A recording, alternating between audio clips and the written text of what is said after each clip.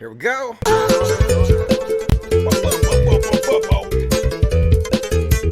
not too late. It's not too late. What's up, everybody? It's not too late. In fact, you're right the fuck on time. Welcome to the CODcast, episode 43. We're doing this shit, and those of you who watch the show regularly might have noticed that I took off a week. Man, my batteries are recharged. I'm fucking ready to go. I missed you guys. I hope you guys missed me. How you guys doing tonight? I know it's going to sound kind of weak and kind of pussy a little bit. I don't mean to use pussy in a bad way, but man, doing this show is really negative. Like, to do this show, I have to kind of plug in to the internet, and I know everybody thinks that I just like pull whatever from Twitter, and it's not hard, but I actually have to really look carefully to find interesting content and topics to talk about for you guys.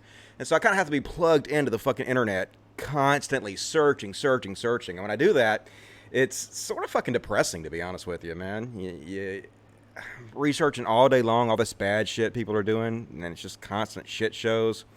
And what really gets depressing is that when you look into it, the people doing all this bad shit, they're not being punished for it. They're being rewarded for it. And so after a while, it just kind of gets to you, and you're like, man, I need to unplug for just a day or two, just to get away, just to see what life is like outside of this fucking shit show. And so I unplugged for about a week. Really enjoyed myself. I watched Dexter season 1 again, which is fucking brilliant. I don't know if you guys have seen that show. One of the main things I learned from watching Dexter over again is that what makes sex work so dangerous is that it's illegal. Just like drugs, man. We definitely need to legalize sex work, because if they could just do it out in the open, where the people that come and go can be tracked and traced, and they don't have to like go to shady parts of town or shady motel rooms and do everything in cash and stuff. If people were actually held accountable, then there would be a lot less fucking crime, and it'd be a lot less dangerous to the sex workers. So, I don't know. I'm all for legalizing sex work as soon as fucking possible. And, of course, one of the things that kind of got me depressed is what the fuck happened with the Atheist Experience. Man, this is some fucking red alert shit here, folks. This is like the last thing I ever thought would happen, man. The Atheist Experience. They were supposed to be the one thing that never fell to the fucking chuds, man. I mean, the skeptic community fell to the chuds. The atheist community fell to the chuds. The largest skeptic convention in the world is MythCon. It's fucking chud goddamn city. The entire thing is Sargon and Armored Skeptic and Blair White and Shoe. It's fucking all chuds.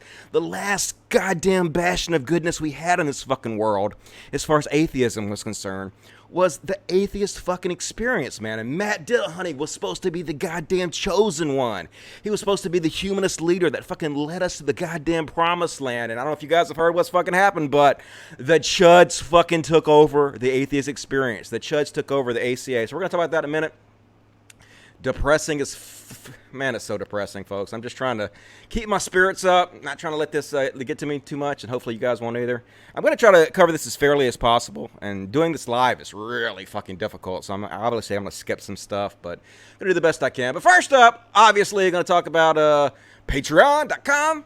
CODcast! That's my Patreon, my new Patreon for this show, and we're down to 457. I guess maybe I lost some. I don't know. People not really support me. If so, you are 92 of you. I don't mean to bitch. I'm sorry. I apologize. 92 of you are really supporting me, and I'm very appreciative. I don't want to make it seem like I'm not. So, bad Dusty. Shut the fuck up and stop complaining. And also, we sell t-shirts on Teespring. And, goddammit, I forgot to put the link in the description of this video. But the link's right there. It's teespring.com/CODcast. So just type that shit in. Don't be fucking lazy. Do it. And support the show. And as always, the best way to support the show is the Super Chats. Super Chats! Got one from Ann Aspech already. She says, hey, Dusty, good to see you back. Hey, I missed you too. Thank you. As always, at the bottom of the little chat things, a little $sign. You can click on that. You can send me messages and questions. Every fucking single question gets answered. I don't dodge fucking shit. Lay it on me. Try to stump me. Try to find something that you don't think I'll fucking answer. Embarrass me. It's all fucking good. And almost the entirety of the money I get from Super Chats goes to the Humanist Society of Mississippi Animal Sanctuary, where we go and rescue cute little fucking kitties and doggies, and we give them forever homes. So we're awesome. Help us out with that. So anyway, let me check the regular chat real quick before I start the show. How's everybody doing tonight? Man, it's going to be a great show tonight, but it's going to be fucking depressing. I'm already going to tell you guys. A lot of you guys know I had beef with Matt Dillaunty a couple years ago, but I didn't have beef like recently with Matt. Like I'm recently I've been really fucking supportive of Matt. I went on the Non Sequitur show, and let me just say, I don't suggest anybody go on the Non Sequitur show anymore. They basically stole that show from Steve, and it's bullshit. But anyway, when Steve was on the show, I went on the Non Sequitur show, and I apologized to Matt Dillaunty for our beef in the past. I said some crazy things about his now ex-wife, and probably shouldn't have said that, but I really like Matt Dillaunty. I guess I'll just go ahead and start and show what I'm talking about. Fuck, I didn't goddamn go down here and find the fucking thing. Way to go, Dusty. All right, here we go. So,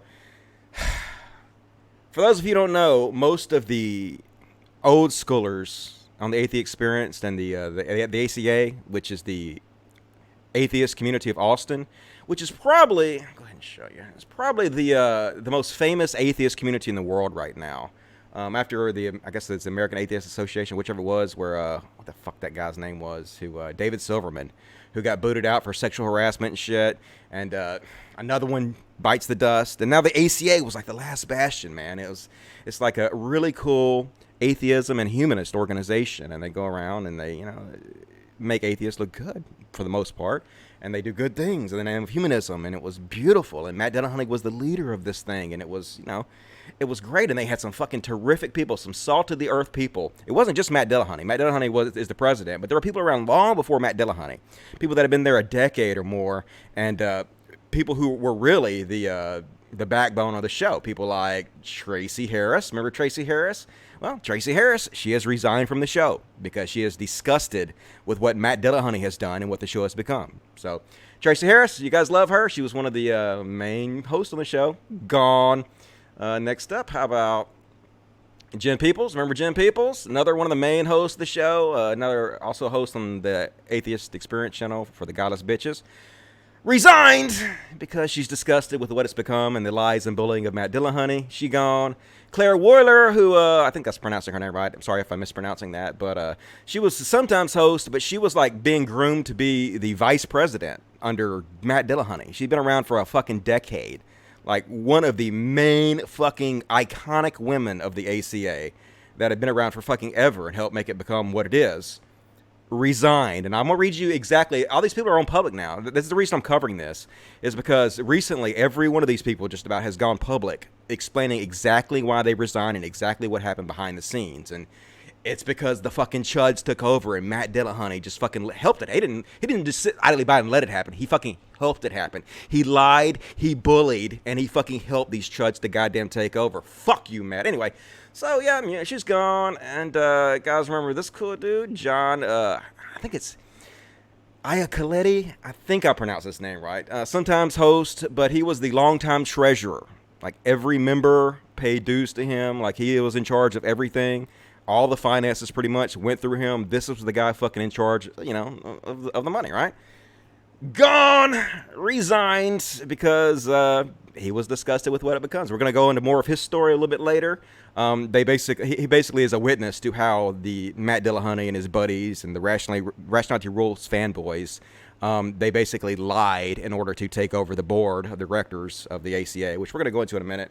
And he was a witness, and as the treasurer, he knows that they lied because he handles all the money. So we're going to go over his testimony in a minute about that. And guys, remember this dude, Phil Sessions, popular constant host, Phil Sessions on the Atheist Experience, gone. Resigned because he's disgusted with what it fucking became. He's disgusted with Matt goddamn Dillaunty led it to become. Fuck, I'm pissed. I'm trying not to get pissed, folks. I'm trying not to get pissed. So anyway, like I said, the Atheist Community of Austin was one of the great atheist communities in America. And surprising, it was in Texas. But one of the first atheist communities I heard of. And they have people like Aaron Ra and Matt Dillaunty, like I said. And they've had tons and tons of influence. And the Atheist Experience is probably the most famous singular atheist show in history, I would think. I mean, I don't know any other atheist show that's probably more popular simply for atheism than the Atheist Experiments. It's a really fucking iconic show. And like I said, I liked Matt Dillaunty. Here's the Atheist Experience channel if you guys haven't ever seen it. And they've been doing fucking videos for years and years and years on this channel, right? Built it up nicely. And I actually, like I said, I've liked Matt Dillaunty recently. I've given him shout outs and stuff.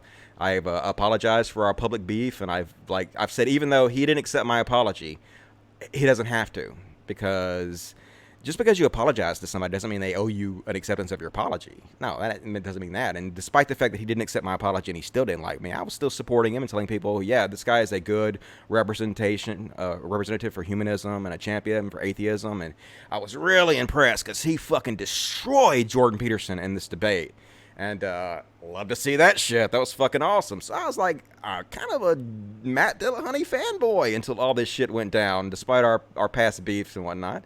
But not anymore. Not a fan of this arrogant goddamn prick. This fake ally to trans people, which is exactly what the fuck he is. Gives lip service but covers for his fucking transphobic buddies, regardless of how much goddamn damage is being done to the trans community. No matter how many people are telling him how much they're suffering from the goddamn damage this is fucking doing, he did fucking nothing but lie and bully and cover for his fucking buddies. You goddamn motherfucker. Okay, calm down. Serenity now. Serenity. You know what's kind of funny? It's probably a lot of people in history have been calmed down by saying serenity now, even though it's a joke. And I use that all the time because I gotta calm the fuck down, right? I get too mad at all this shit. No reason to get too mad, Dusty. It's all gonna be fine. It's really minor in the grand scheme of things. But anyway, so we had this last fucking bastion of goodness in the atheist community, the last thing in the whole skeptosphere that wasn't taken over by the chud. So how did this fucking shit happen? Why did all the good people resign and all the people that cared about trans people? And how did, I think someday somebody's going to look back on this and wonder, what happened to the ACA? How did the chuds take over? And hopefully this will be a video that explains it all. And it all comes down to Rationality Rules. This arrogant prick, fucking Rationality Rules. Now, Rationality Rules, some of you don't know, he's a YouTuber, and he makes... Some of his videos are okay. Some of them I've enjoyed. They're real pretentious. He's a fucking pretentious twat. This guy, god damn it, he's so pretentious. So it's hard for me to get into it because he comes off as so fucking pretentious to me. And some of his shit is chutty. But he's done a lot of stuff that I kind of liked. We're gonna talk about his video he did about Jordan Peterson, which had a really, really fucking big problem in it. But also, the most of it was pretty good. I actually shared a clip of it in one of my videos, and so. He's just another one of these typical YouTube skeptics, in my opinion. Some good, some bad. No big whoop. But I guess, I don't really remember how long it was, but I guess maybe a year ago, probably, he put out a video about Jordan Peterson, right? And I was real happy to see this video about Jordan Peterson because Jordan Peterson was the main one who was responsible for the trans panic at that time. He was the one going around spreading all the trans hate. He was the one going around saying, hey, Bill C-16, this thing is so bad that literally, if you make fun of somebody's fashion choice, you can be charged for a hate crime. This is what Jordan Peterson was going around saying. He was going around saying that they're going to force you to call them silly pronouns, trans people, these trans activists. And if you don't do it, they're going to fucking put you in prison. Now, obviously, these laws that Bill C-16, pretty much all the amendments had already been in place in Toronto, where he lived for, 7 years. Not a single person was treated the way he claimed they would be. And it's been in effect in all of Canada now for a year and a half. Almost, I think. Not a single person treated the way he said they would be treated. But instead, he got famous by going around and lying about Bill C-16 and, claiming these trans people were going to, destroy free speech. And he was about biological essentialism, biological facts. And he wasn't calling a man a woman. She's a man, dude. He's not calling her a woman no matter what she thinks she wants to be called. Fuck you. I don't respect what you want to be called. I respect biological truth, right? And so, you don't have to believe me, folks, that this guy was behind, and still is, to this day. This is still one of the number one things that get hate thrown at trans people for, because of the lies he spread about Bill 16 and biological essentialism or facts or whatever. But you don't have to believe me. Just go to fucking Twitter and type in Bill C-16 trans and just go back. You can go back years. You can go back to when he started this shit, and you can just read for years and years and years the massive amount of hate his lies pushed towards trans people. Like I said, this was the number one thing in the world at the time. Now the number one thing in the world right now that is causing hate towards trans is the Rationality Rules videos. This is absolutely the number one thing. But at the time, it was this Jordan Peterson bullshit. So Rationality Rules made this video about Jordan Peterson, and I was like, yeah, man, awesome. He's going to kick Jordan Peterson's ass about his lies about Bill C-16, and he's going to take up for trans people and whatnot. And instead, as I've already showed this before, but I'm going to show it again because it fits in perfectly to what we're talking about tonight. Chrisiosity showed us that in his video about Jordan Peterson, yes, most of the video is him attacking Jordan Peterson about his religious views, but he starts out the video giving a shout out to Jordan Peterson and telling Jordan Peterson that he admires him for one thing, and it's the thing that makes him have the most respect for Jordan Peterson, and the thing that he respects him most about it is his stance on free speech and biological truth. I'm going to play it for you. Basically, it's a dog whistle. Not even a dog whistle. It's just a straight out support of Jordan Peterson's lies about Bill C-16, the number one thing that was causing trans people the most hate, right? Let me play it for you. All right.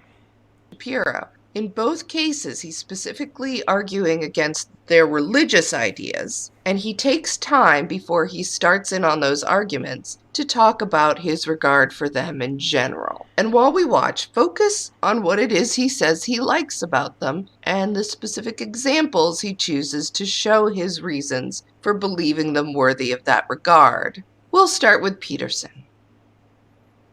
So let me begin by saying that I entirely appreciate why so many venerate and idolise Jordan Peterson, as he's obviously an intelligent and insightful man whose defence of free speech and biological facts has been truly admirable. Whose defense of free speech and biological facts have been truly remarkable. I mean, can it get any more clear than that, folks? He is straight out supporting Jordan Peterson's transphobic rhetoric, right? He even goes on to say, Chris is going to say something, and then he's going to go on to say, this is the thing I admire most about him. Watch him. Free speech and biological facts, huh? And for anyone out there saying, gee, I wonder what that means and what he could possibly be talking about there, well, don't worry, he'll get to it in a bit. Let me just finish out the intro. In fact, it's precisely for these reasons that he has my respect. It's precisely for these reasons he has my respect. So, obviously, when you got this incredibly popular YouTuber giving a clear shout out to Jordan Peterson's lies and transphobia, a lot of the people in the trans community noticed this. And they were like, oh, wait a minute, what the fuck a minute, dude? What the fuck are you doing here? Why are you shouting out this transphobe? Why are you spreading this transphobic bullshit? Why are you saying this is the stuff that you respect him the most about? He even threw in a video.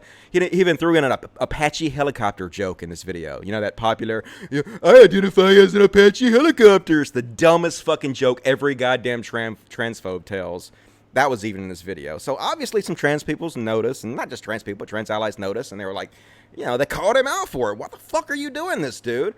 And obviously also, if you read the comments, you notice that he got a flood of new support from transphobes, people that loved Jordan Peterson for his transphobic takes, but didn't really care for Jordan Peterson for his religious takes. So they're like, yeah, we got this new guy to worship now, this guy who, hates, who I don't want to say hates trans people like we do, but you know what we're saying, who supports Jordan Peterson's bullshit, transphobic shit, but not his religious shit.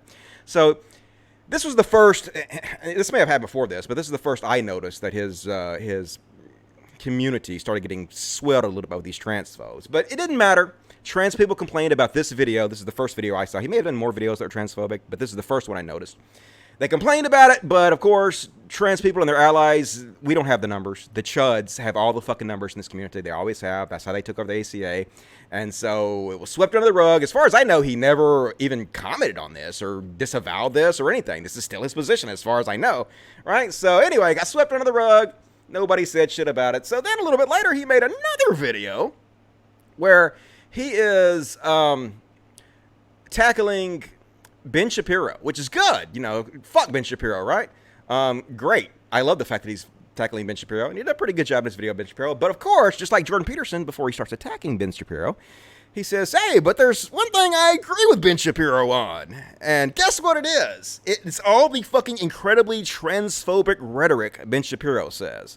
And he even plays a clip from Ben Shapiro. And I'm going to play you the whole fucking clip. I'm not going to play you the whole clip because I played it before, but I'm going to play you part of the clip that he shared and that he says he agrees with. And you can see for yourself how fucking transphobic this thing is that he says he agrees with. Let me see if I can find it here.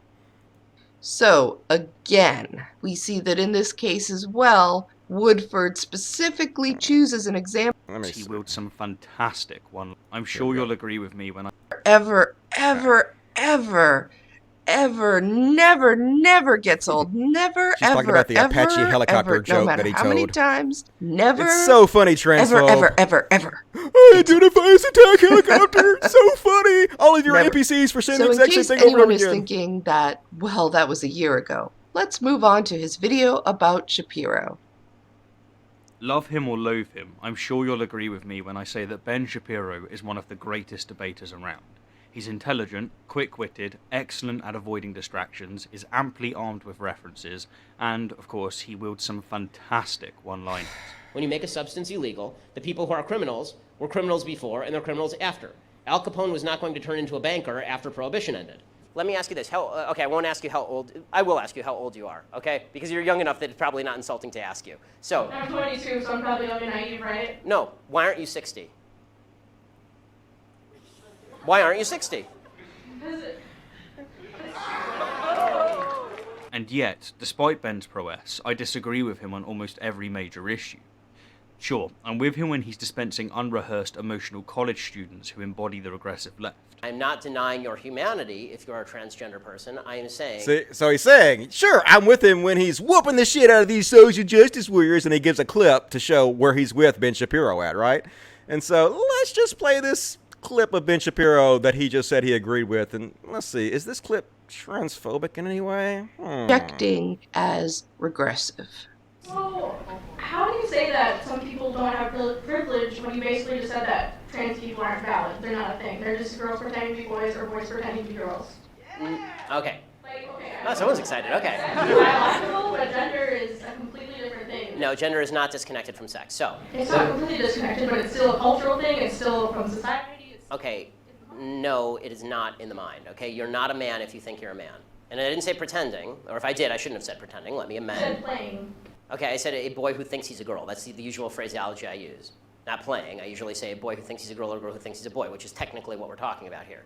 As far as the actual psychological issues at play, it used to be called gender dysphoria or gender identity disorder. Now they call it gender dysphoria. The idea that sex or gender are malleable is not true. Okay, and I'm not denying your humanity if you're a transgender person. So anyway, basically he says he agrees with the most transphobic goddamn rhetoric Ben Shapiro could spew out of his goddamn shithole. It's just fucking so in your face with this shit. That's what he agrees with. Oh, look how he's destroying these fucking SJWs, the facts and logics, right? Right, Rationality Rules, right? But no, motherfucker, this is transphobic bullshit. So obviously, once again, this got the attention of the trans community and their allies, and they're like, what the fuck, dude? The one thing you agree with this guy on yet again is his fucking transphobic bullshit. And this clip that he's showing right now that he played that he said he agreed with, this has been shared probably hundreds of millions of times, at least tens of millions. And at this time, other than the Jordan Peterson Bill C-16 lies that were being used to cause hatred towards trans people, this was probably the second biggest thing that was causing all the hatred towards trans people. And like, you don't have to believe me, just go fucking look for yourself. So once again, trans people were like, dude, what the fuck? You seem to be supporting all these things that are causing incredible trans hate. Why are you doing this? Fuck, dude, quit. But of course, nobody listened. It got swept under the rug. So this is the second video, right? Just to show you. And the reason I'm pointing out how many videos this is because Matt Dillaunty later lies about this. And I'll point it out. We'll get there. But anyway, so that's what I'm going to show of this video, except for one more thing that she points out here that I think is really worth mentioning. She points out how Matt Dillaunty reacts when somebody makes a mild racist remark. Somebody says the word curry eater, I guess, as a slur towards an Indian guy. And watch how fast and hard Matt is willing to go when it comes to racism. Thank you very much. I know you have other calls on that. The curry eater took up most of the time, I know, but you two have a great day now. Thank you. God bless. What did he say took up most of the time? The curry eater. Oh, well, that's If I had caller ID right now, I would find your number and block and ban you permanently for being an ignorant fucking racist. Why would you say something so stupid? I'm so glad that people understand that that was a practicing Roman Catholic who didn't understand about names and labels, didn't understand about equality, and is happy to toss around kind of mild to moderate racial slurs at people. So when it comes to a mild to moderate racial slur, he's ready to ban you, motherfucker. You goddamn asshole. But when it comes to a guy who is putting out some of the most transphobic, ridiculous goddamn garbage that is right firsthand hurting trans people. They actually, one of them came, I'm going to show you in a minute. One of them came on a show and told him specifically how it was hurting him. He lies and covers up for his buddies instead of gets mad about it. You know, Matt Dillaunty don't give a fuck. He pretends he's this trans ally, but it's fucking lip service. It's all it fucking is with this dude.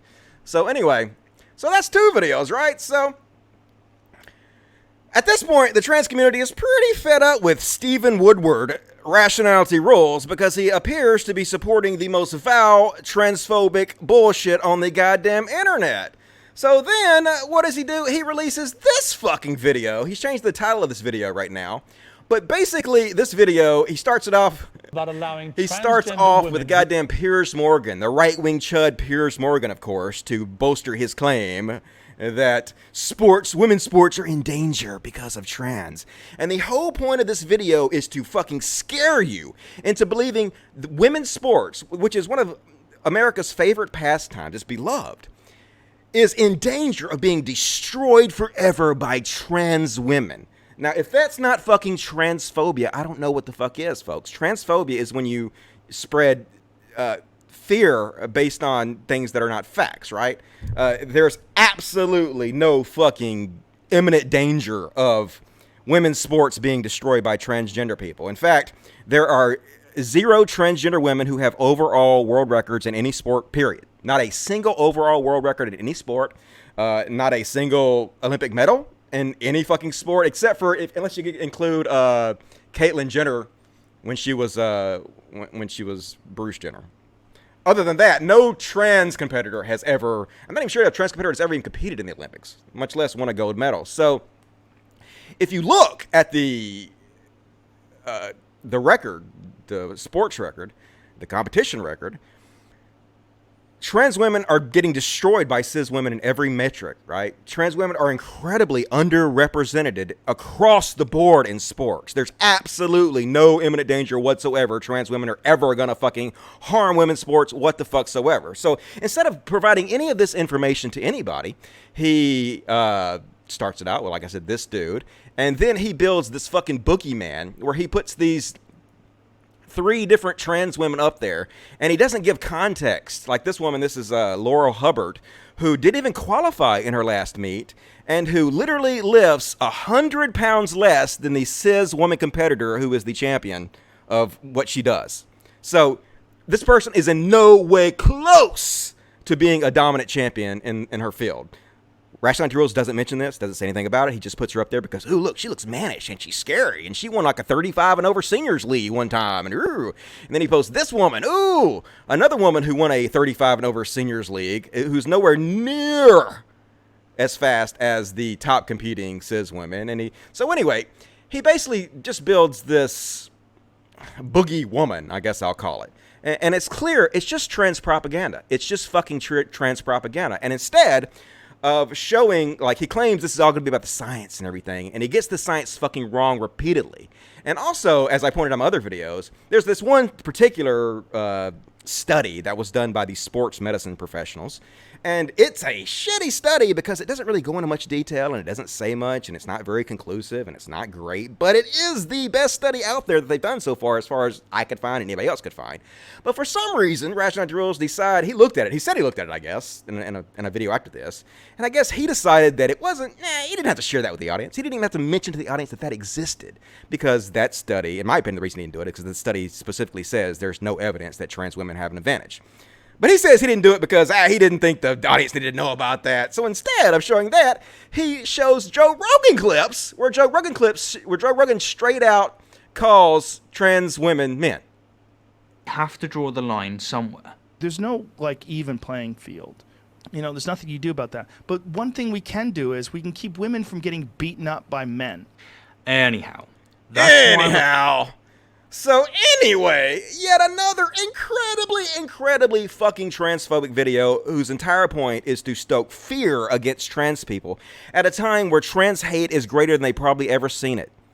Trans people are undergoing oppression like we've never fucking known. They're committing suicide left and right. These are the people we should be embracing and hugging and protecting. And this motherfucker, right? This motherfucker is trying to spread trans hate and fear for no fucking reason whatsoever. So obviously, at this point, many in the trans community and trans allies are fucking sick of this goddamn clown, right? They're sick of him repeatedly fucking spreading transgender hate. And so they started speaking out against it. They're like, fuck this motherfucker. This is obviously bullshit. So what does Matt Dillaunty, the good ally to trans people, the good humanist and shit do? He invites this guy on not one, not two, not three, not four, but 5 of his shows. And before he even did this, he was warned constantly. They said to him, dude, this guy has made several transphobic videos, okay? He is spreading hatred towards trans people, and as trans people, we can tell you what we're receiving hate from, and this shit is right now the most popular thing we're getting shit and hate on about. And they're saying, Dillahunty, please do not platform this guy. Please do not associate with this person until he at least corrects the record in a way that is sufficient to people to say, okay, well, he obviously knows he was wrong. He obviously corrected the record fine, and he made everything right. But until he does that, do not make him more popular. Do not platform. Instead, what you're supposed to do as a humanist is you're supposed to side with trans people. You're supposed to say, no, dude. Sorry. You have to go fix this first before I can be associated with you. Let's imagine this. Imagine Stephen Woodford had put out a video saying that he believes that black people should be banned from competing against white people because they have an unfair advantage. Let's say he did this. Let's say he, instead of showing the science behind it, he showed videos of Joe Rogan calling black people apes, which exist, if you want to go look that up. Is there any fucking way this motherfucker, Matt Dillaunty, would be on the screen with him right now? Or would he say, no, dude, no. I understand that you know that you made a mistake. I understand that you say you're not racist. And I understand that you say you're going to fix this problem. But I cannot be associated with you and sing with you until you fix this problem. In fact, I have to distance myself from you until you do it, okay? I have to, as a humanist, I have to defend the most vulnerable in our society. You know, your feelings, you pretty blue-eyed boy, it ain't important. What's important is the most marginalized, demonized members of society I have to think about. And so if someday you make everything right, someday, you know, you get the forgiveness of the trans community, you can come back and we'll platform you. But no, that's not what Matt Dillaunty did. Instead, Matt Dillaunty, this is his own words. You can watch this is what he says. I just believe Stephen. Stephen said he was wrong and he was going to correct it. So I don't feel any reason to distance ourselves with him. You know, just go ahead and platform him. And if it takes a month or 2 months or 3 months or however long, I believe he'll eventually fix things. So who gives a shit if real damage is being done to trans people right now because of this? Who cares if these trans people are literally coming on my show telling me the harm this is causing them? Fuck that. I'm sticking with my buddy. He's my buddy. He's a nice guy, isn't he? No. And so this is so fucking disappointing, man, because Matt is supposed to be so much better than this, and he's just shit, man. It's just fucking shit. So anyway, and also while we're at it, Aaron Ra was in this fucking shit show, you know, being seen, helping bolster his good drinking buddy, Stephen Woodford. And Aaron Ra is another one of the big celebrities for the ACA, and he holds a lot of weight, so people listen to him. And so when he was backing Rationality Rules, that had a lot of clout with people in the ACA. But it became clear that, let's see what this, okay, well, before I put that up, well, I guess I'll go ahead and talk about this first. So anyway, some people inside the ACA began to get very worried because they didn't want Stephen Woodford on to begin with because they heard about all this incredibly horrible transphobic shit from, you know, allies and members of the trans community, and they were hearing about all the pain and suffering that this shit was causing them, and they did not want to be, you know, involved with it. But despite that, despite their concerns, Matt Dillaunty had him on anyway, and Aaron Ra. And so they began to worry that they were doing the wrong thing. Some of the good people, not Matt Dillaunty. Matt Dillaunty didn't have anything to do with this. Some of the good people that actually care about trans people and that were listening to the harm that this was causing, and they voted to put out this release. It's a statement from the ACA Board of Directors. And this thing is the most mild bullshit fucking imaginable. I'll read it to you. Recently, the ACA Board of Directors was made aware that a guest co-host Stephen Woodford, YouTube Rationality Rules, had made ignorant and transphobic videos and statements, and his social media platforms in the weeks leading up to his appearance on the ACA shows. We would like to make it clear that we do not share or condone his opinions or the attitudes, and that we fully and actively support equal rights for the LGBTQIA community. We acknowledge that the ACA did a poor job showing our support by allowing Mr. Woodford to make an appearance on our show, without either addressing his controversial views on the air or asking him to refrain from appearances until he released a clarifying statement on his channel. We also failed to communicate our feelings and intentions in a timely manner to our volunteers and fans. We sincerely apologize for the pain and anguish our feelings have caused our viewers, volunteers, and our ACA family all over the world. We love the trans community, and we are deeply distressed to have caused anyone harm. We have let you down, and we intend to do our best to earn back your trust. The ACA is working quickly and diligently to ensure that this kind of mistake does not happen again. We will be coordinated with hosts, co-hosts, and staff to communicate any potential issues with a guest well in advance of when they are set to appear on any ACA production. The ACA will not knowingly allow any ACA production or publication to be used in a manner that is inconsistent with our mission and position statements. We would also love to hear from you, our ACA family. If you have any ideas or feedback on how we can do better, please email us at... So anyway, this is the mildest fucking shit in the world. This is a very, very mild rebuke, considering what the fuck has happened here. Considering this lying goddamn asshole put out this fucking transphobic, hateful bow. A very, very minor rebuke. So then what, this is, so the shit hit the fan after this.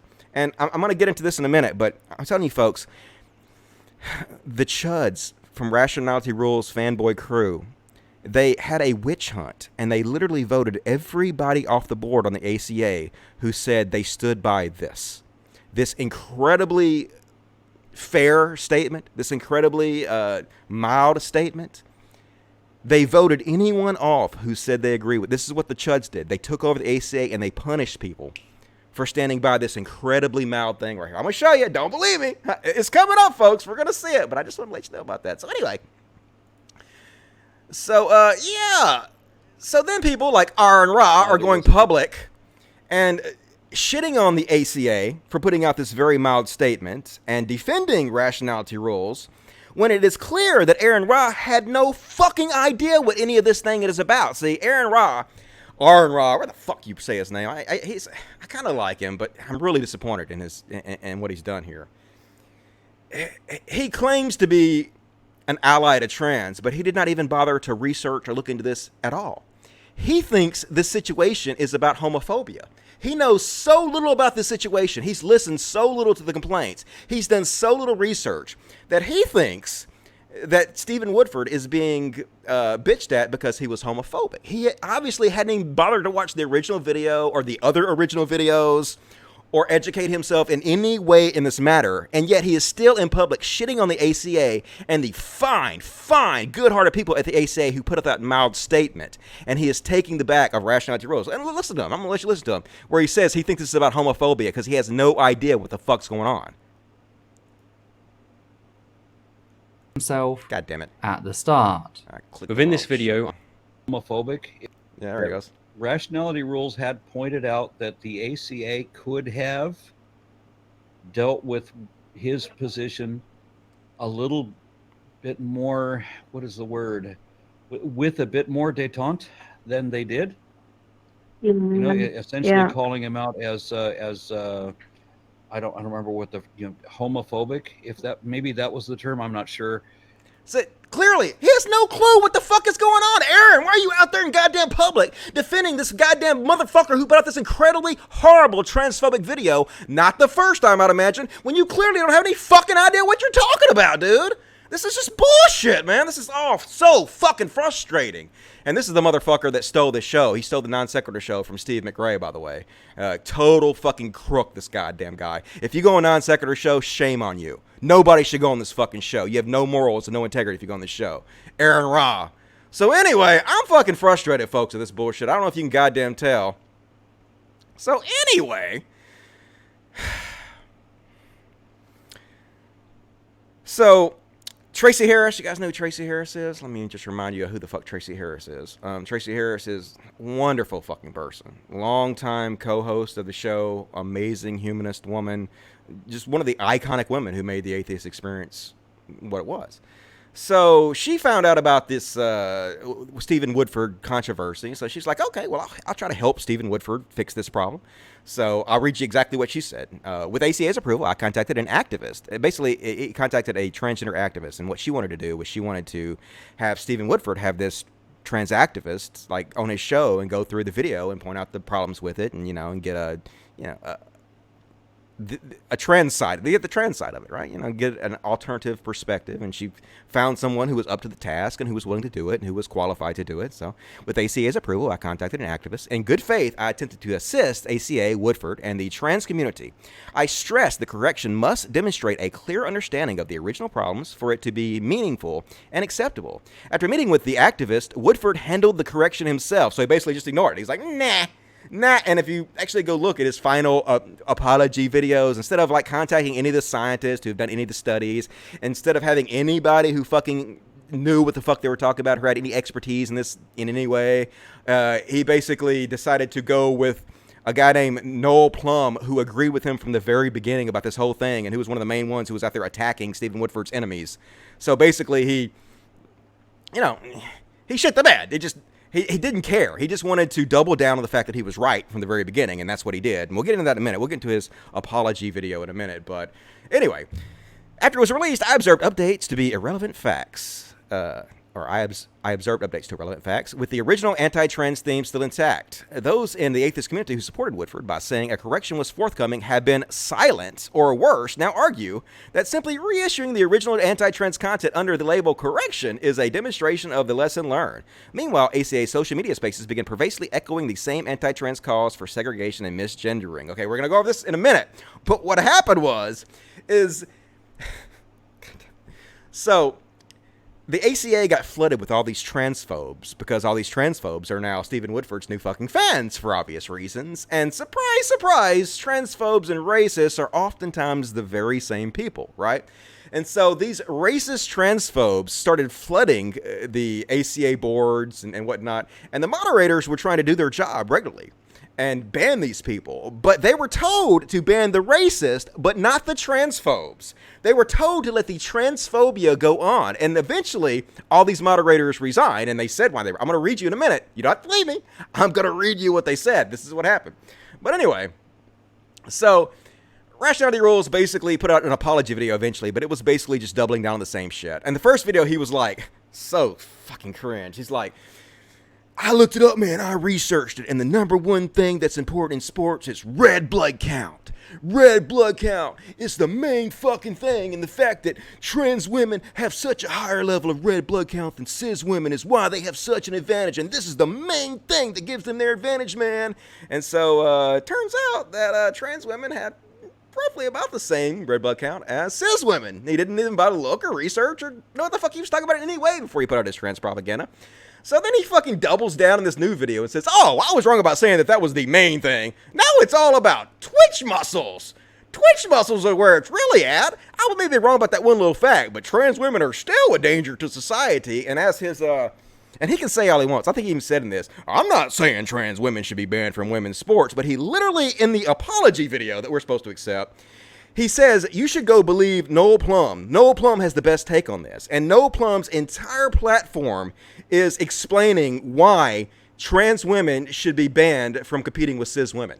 So no matter what the fuck you say, I'm not saying that, but go look at this guy. This guy has the best take. We see right through that. It's still fucking trans bullshit. Even your goddamn apology is trans bullshit. But it's funny because the new thing they were saying is, okay, I was wrong about the red blood cell count. The new thing is, fast twitch muscle fiber. Fast twitch muscle fiber is what gives them all their fucking advantages. Oh, but, what have we here? No, that's not it. Wrong link. Where the fuck? Here it is. Recent study they did here. Study a female weightlifter crushes stereotypes. A new study shows that elite women weightlifters have the same amount, and in some cases, more of the muscle fibers needed for the sport compared to their male counterparts. Oh no! Somebody fucked up again, didn't they? In the first ever study of its kind, San Francisco State University and California State University, Fullerton researchers found that elite women weightlifters have the same amount, and in some cases more, of the muscle fibers needed for the sport compared to their male counterparts. These fast twitch fibers are especially suited to fast and powerful movements, such as those in clean and jerk lifts. By finding that males don't have more of the fibers, the study published on March 27th in PLOS ONE helps disprove a stereotype about women athletes that has persisted for years. Oh, fucking my. So, these people don't have any fucking idea what they're talking about ever. They just don't give a shit. Like I said, when you fucking make a video, a transphobic video about the most vulnerable class in our society, you better have your fucking ducks in a goddamn row, man. And he fucked the bed every goddamn way, and Matt Dillaunty did nothing but fucking enable him, back him up, and fucking sweep shit under the rug. We're not even got there yet, okay? Fuck me. All right, where are we at here? So, let's see what this is. Okay. So that was their original statement, right? Completely fine, completely rational. So after Matt Dillaunty, all right, god damn it, I'm so angry about this. So after this very, very, very incredible mild rebuke of Rationality Rules, this fucking pretentious dipshit makes a video comparing himself to Galileo because the ACA mildly rebuked him because he put out continuous hateful trans bullshit. Look at this shit. There you go. Look at that. Compares himself to fucking Galileo. And Matt Dillaunty not only agrees with this, but retweets it. He agrees of the comparison of Rationality Rules to Galileo because he was mildly rebuked by the ACA. Fucking Matt goddamn Dillaunty, man. What is the fuck your problem, dude? And so anyway, because of things like this, because of Aaron Ra's buddy ass kissing of him, and because of Matt Dillaunty's buddy ass kissing of him, tons of people began to flood the ACA and believe that Matt Dillaunty was on their side, and tons of Rationality Rules fanboys began to flood the ACA website and their forums and stuff, and just fucking slammed that goddamn shit. They slammed it. They fucking, I'll show you, you don't have to believe me, I'm going to show you these people, they're going to tell you in a minute, but they bullied the best people that were at the ACA, all these people that resigned, they bullied them. They fucking called them names. They fucking picked on them. It was pretty bad. So much so, and that Matt Dillaunty was able to bully the board into issuing a retraction to this very, very mild statement they put out. Because Matt Dillaunty didn't like the statement to begin with. Matt Dillaunty thought, hey, we threw Rationality Rules under the bus. But no, motherfucker, you threw trans people under the bus for your drinking buddy.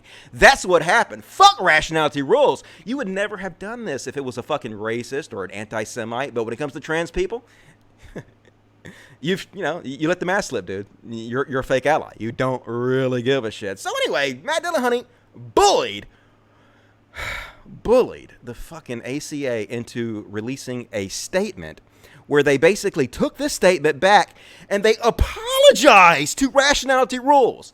They fucking apologized to the transphobe, man. I think I put this very succinctly in this tweet. Let me see if I can find it. Imagine if someone made an outrageously racist video and then the most famous atheist community in the world publicly apologized to the racist over it and then voted out every board member who had a problem with it. That's exactly what happened with the ACA, and it is. This is exactly what the fuck happened. They apologized to him over it. I'm going to show you. Let me show you this shit, dude. I'm just... Ooh, serenity now. Okay, here it is. Here is their retraction and their apology to Stephen Woodford. Click, motherfucker. Click it. Fuck, this is frustrating. All right. In order to remove any ambiguity in the following statement, I wish to make clear that ACA earnestly and sincerely apologizes to Stephen Woodford. Rationality Rules for vilifying his character.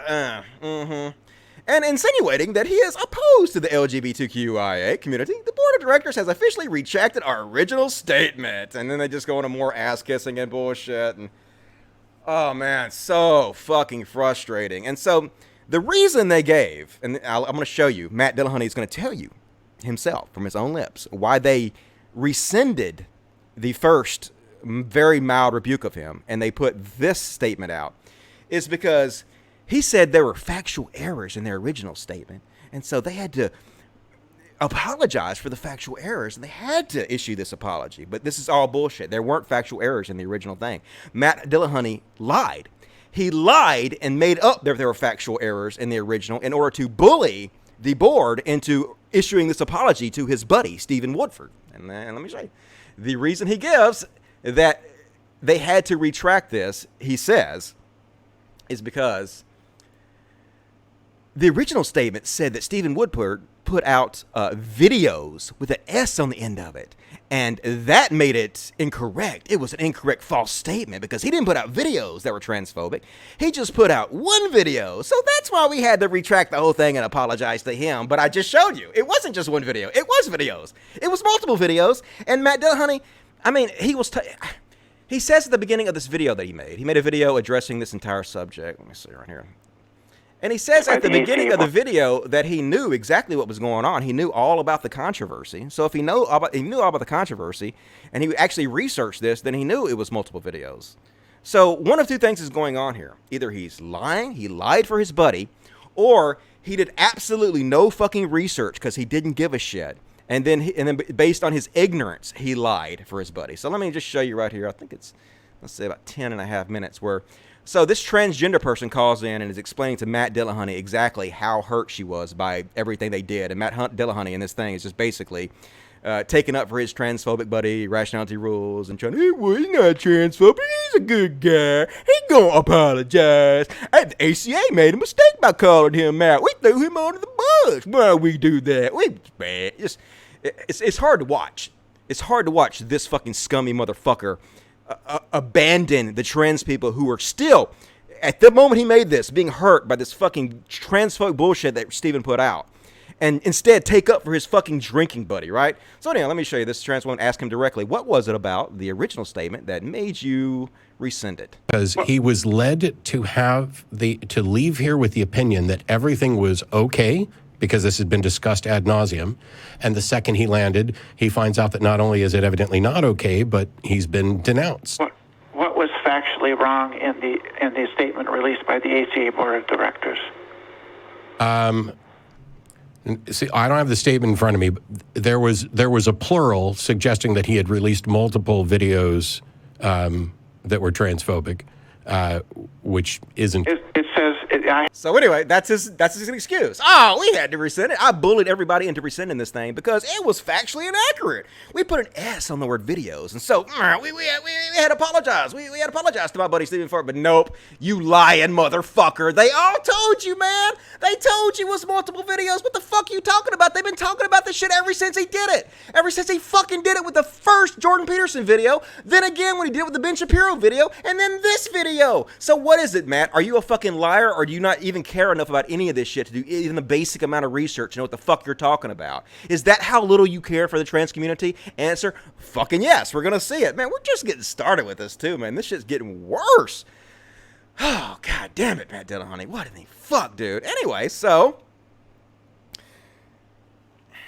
now it's all come out. Now that all these people have resigned, it's all come out. And the iconic women of the Atheist Experience, Tracy Harris, Jen Peoples, and Clara Woolner, I think is her name.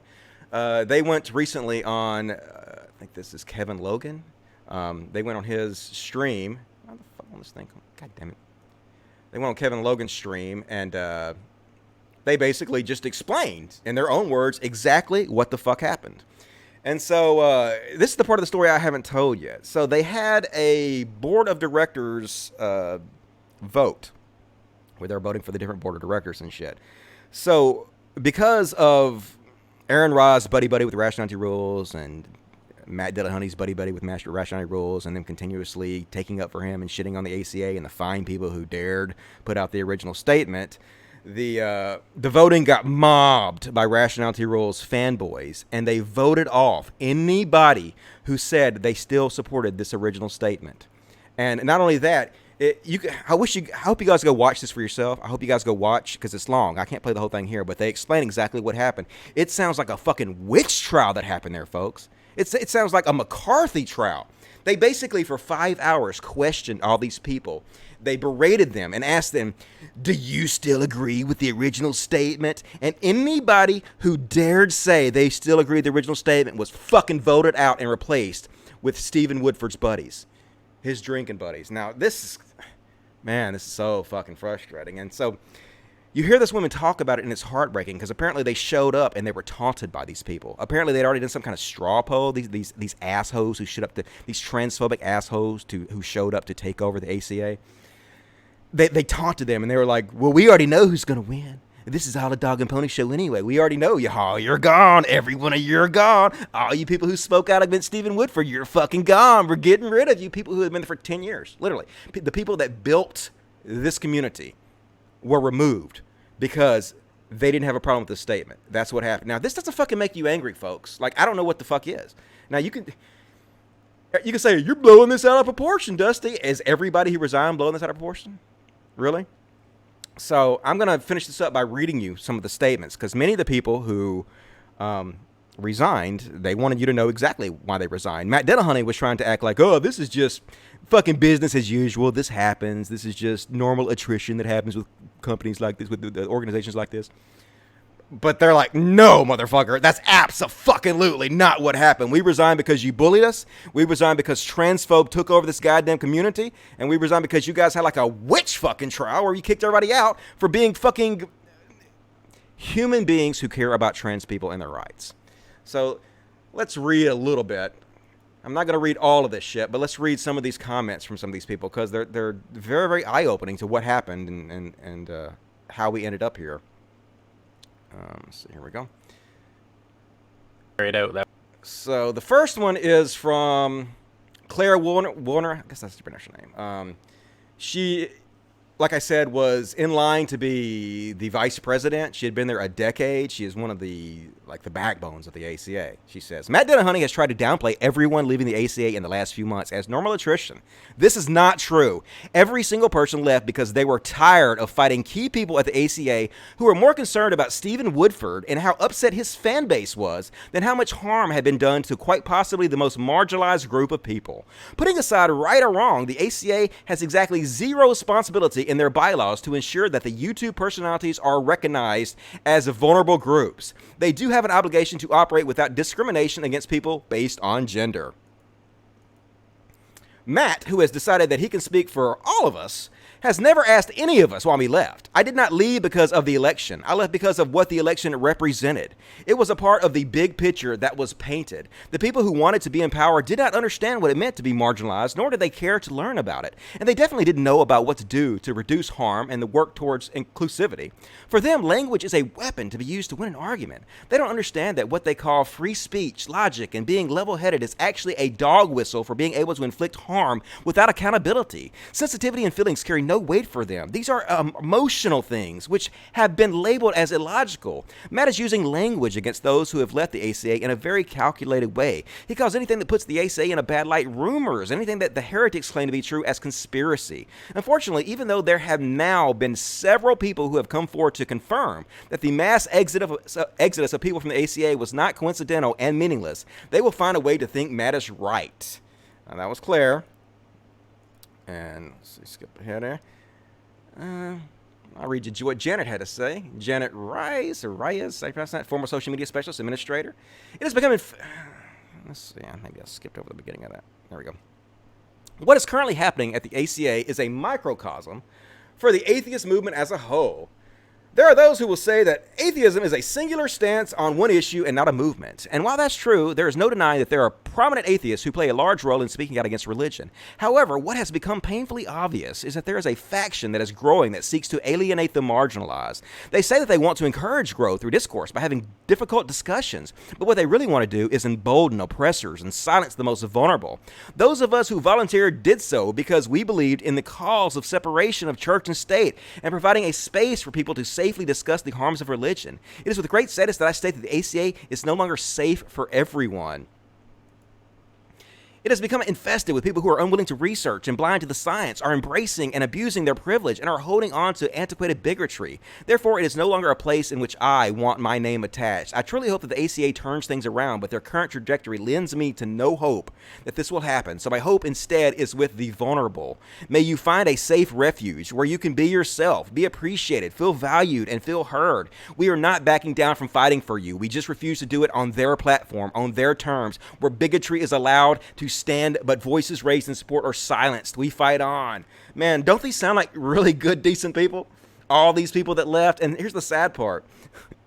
So they decided not to moderate transphobes on their forums now, but these people who go in there and complain about what happened, they're being banned. They're silencing these people's voices now. That's what the fucking ACA has become, man.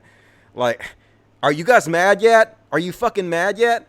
This isn't just a matter of feeling unwelcome. This is a matter of life and death. We are literally seeing transgender people being killed in record numbers for just being who they are. Yet the ACA is allowing guest hosts who promote transphobic ideas and allow their followers to harass transgender content creators. And the ACA allows hate speech on their social media, including questioning whether or not transgender people actually exist. If they won't stand up for the most vulnerable population among us, it is not a place for me. There comes a point where you must stand up and say enough. And the moment came for many volunteers when the ACA apologized to Woodford, therefore betraying their transgender views and members. Good for you guys. Like, I'm so fucking proud of you guys. You guys could have just stood there and you could have took it. Like, you could have not done anything, but you stood up, man. You guys should be fucking proud of yourself. Like, I love you guys for this, and I'm sorry this happened to you. And this is John Icoleti. I think that's pronounced it. I don't know, but he was the longtime treasurer, the guy that handled all the fucking memberships and shit. I was voted off the ACA board because I supported the original board statement apologizing to the community for having Stephen Woodford on ACA-sponsored programs without addressing the controversy over the transphobic content in at least 3 of his videos. So he knows. This guy actually researched shit and he knows what he's talking about, unlike Matt Dillaunty and Aaron Ra, who don't know what the fuck is happening here because they don't really give a shit about trans people. They just want to fucking circle the wagons around their drinking buddy. Because you guys are fucking chuds now, goddammit. Fuck you. And before he had acted to address, correct, amend, or apologize for any of his statements. I knew I was falling on a sword at the election meeting when I, like the other candidates, was asked by the mob that had gathered there if I supported the original board statement and if I still supported it now. I said yes. I supported the original statement. I stand by it. I consider it accurate. I unequivocally stand with the trans community. That sealed my fate, and I would do it all again because those are the values that I've always worked to uphold in 20 years I was involved in the atheist community. Oh, that was for 20 years, man. These are the kind of amazing people that got ran off because of this shit. This is the kind of amazing people Matt Dillaunty let get bullied and ran off to protect his transphobic buddy. This is why everybody's so disappointed in Matt now. This is why it's a sad day, it really is. The election and how it was carried out left me stunned and reeling and incredibly sad and disillusioned. Not for the loss of an election, that's democracy, but for the loss of a community. This is not the ACA that so many of us have poured our hearts and blood, sweat and tears into for all these years, and their money too. These people funded the shit out of this. Consequently, after seeing that the majority of local people who cared enough to show up at an election, as well as the vast majority of the online fans, valued the feelings of their privileged, misguided buddy over the rights of marginalized people, valued YouTube clicks over inclusion and equality, valued hate speech over empathy and compassion, valued internet fame over reaching out to the most vulnerable among us, and valued aggression over positive community for all. I realized that I could also no longer act as a de facto spokesman for the organization by appearing as a volunteer host on its media productions. So after 13 years of working as a crew member on the Atheist Experience and 6 years and the 51 episodes of being a rotating host, with a great deal of sorrow, I resigned from the show as well. So good for you, dude. I'm real proud of you guys. And let's see. There's so many here. You guys really need to go check it. This is a video on Essence of Thoughts. And even if you don't like Essence of Thoughts, this video has nothing to do with him. It's just literally their statements being read with no comments from him whatsoever. The entire thing is just their statements. I'm trying to find in here where they talk about how transphobes took over the boards, and they weren't allowed to moderate them. They voted not to moderate the transphobes, and then eventually all the people that complained about what was happening got blocked, but the transphobes got to stay. But I guess I will skip over that. You guys can go read all this shit yourself if you're not already substantially mad. But there is John, well, I guess I'll read you Tracy's comment too, but John Icoletti, this is the Treasury guy, he did stop in to tell us about how one of the board members that got elected wasn't supposed to be elected. Apparently they have a rule for the ACA that you have to be there 6 months. You have to be a paying member for 6 months before you can be on the board. And so since they just wanted to get rid of all these board members and they wanted to have Rationality Rules friends on the board, they basically lied and they claimed that one of these guys just gave a cash payment to somebody without any paperwork or something over 6 months ago. And that made him a member. But this is the treasurer saying, no, all money went through me. All paperwork went through me. This person was not an active member in any meaningful way, and they basically just lied to vote us off and to get him on here. This is what Matt Dillaunty is a part of. And they even point out that there was another person who was running, and this is a while back, I guess, but they had only been a member for 4 months, and this person was actually a member. They'd paid their dues, and he vouched that, and John knew that they were members and stuff. But since they were there for only 4 months, they were not allowed to run. So this person who wasn't even a member at all got put on the board because they lied to get Rationality Rules buddies on the board, right? So that's what's happened at the Atheist Experience. And so I'm going to read you, I guess I already read you the second part of Tracy's statement. I guess I don't have to read you the rest of it. Let's see if there's anything. I guess I'll read you the last of her statement. This is, like I said, this is Tracy again, probably the heart and soul of the show other than Matt. I walked into the May election unaware. Many newer people involved with the ACA shows were present. One established member who supported the bid for change had already expressed privately to me that the social media spaces shouldn't be moderated, even if anti-trans bigotry were rampant. Publicly, the original board statement figured prominently. Backlash included most of the production volunteers demanding full control of the host, guest, and content, while the members elect ACA board representatives should remain uninvolved. These volunteers and their supporting members expressed significant hostility towards the then current board for the board's attempt to mitigate the unsafe situation the production side had created and maintains for transgender people. If in a 5-hour discussion, I don't recall any of them expressing concern for or understanding of their role in putting the lives of secular trans people in danger. They expressed much concern, however, that people perpetrating this bigotry felt offended. So these people don't give a fuck about trans people. They never mentioned them, don't give a shit, but they were real worried about Stephen Woodford's feelings because that's all they care about, right? They're sycophants. They don't really give a shit about trans people. They just want to support their icon, their idol, their YouTube hero. And she goes on to say, marginalization erodes the mental health of individuals within targeted populations via a cumulative effect of microaggressions like misgendering. Marginalized groups are at a greater risk of social violence, losing basic rights and self-harm. If I can out violence and self-harm faced... If I call out violence and self-harm faced by gay youth from social and religious bigotry, I must also call out violence and self-harm faced by trans youth. Due to the social and religious bigotry, attempted suicide rates among trans youth are an astounding 40 to 50%.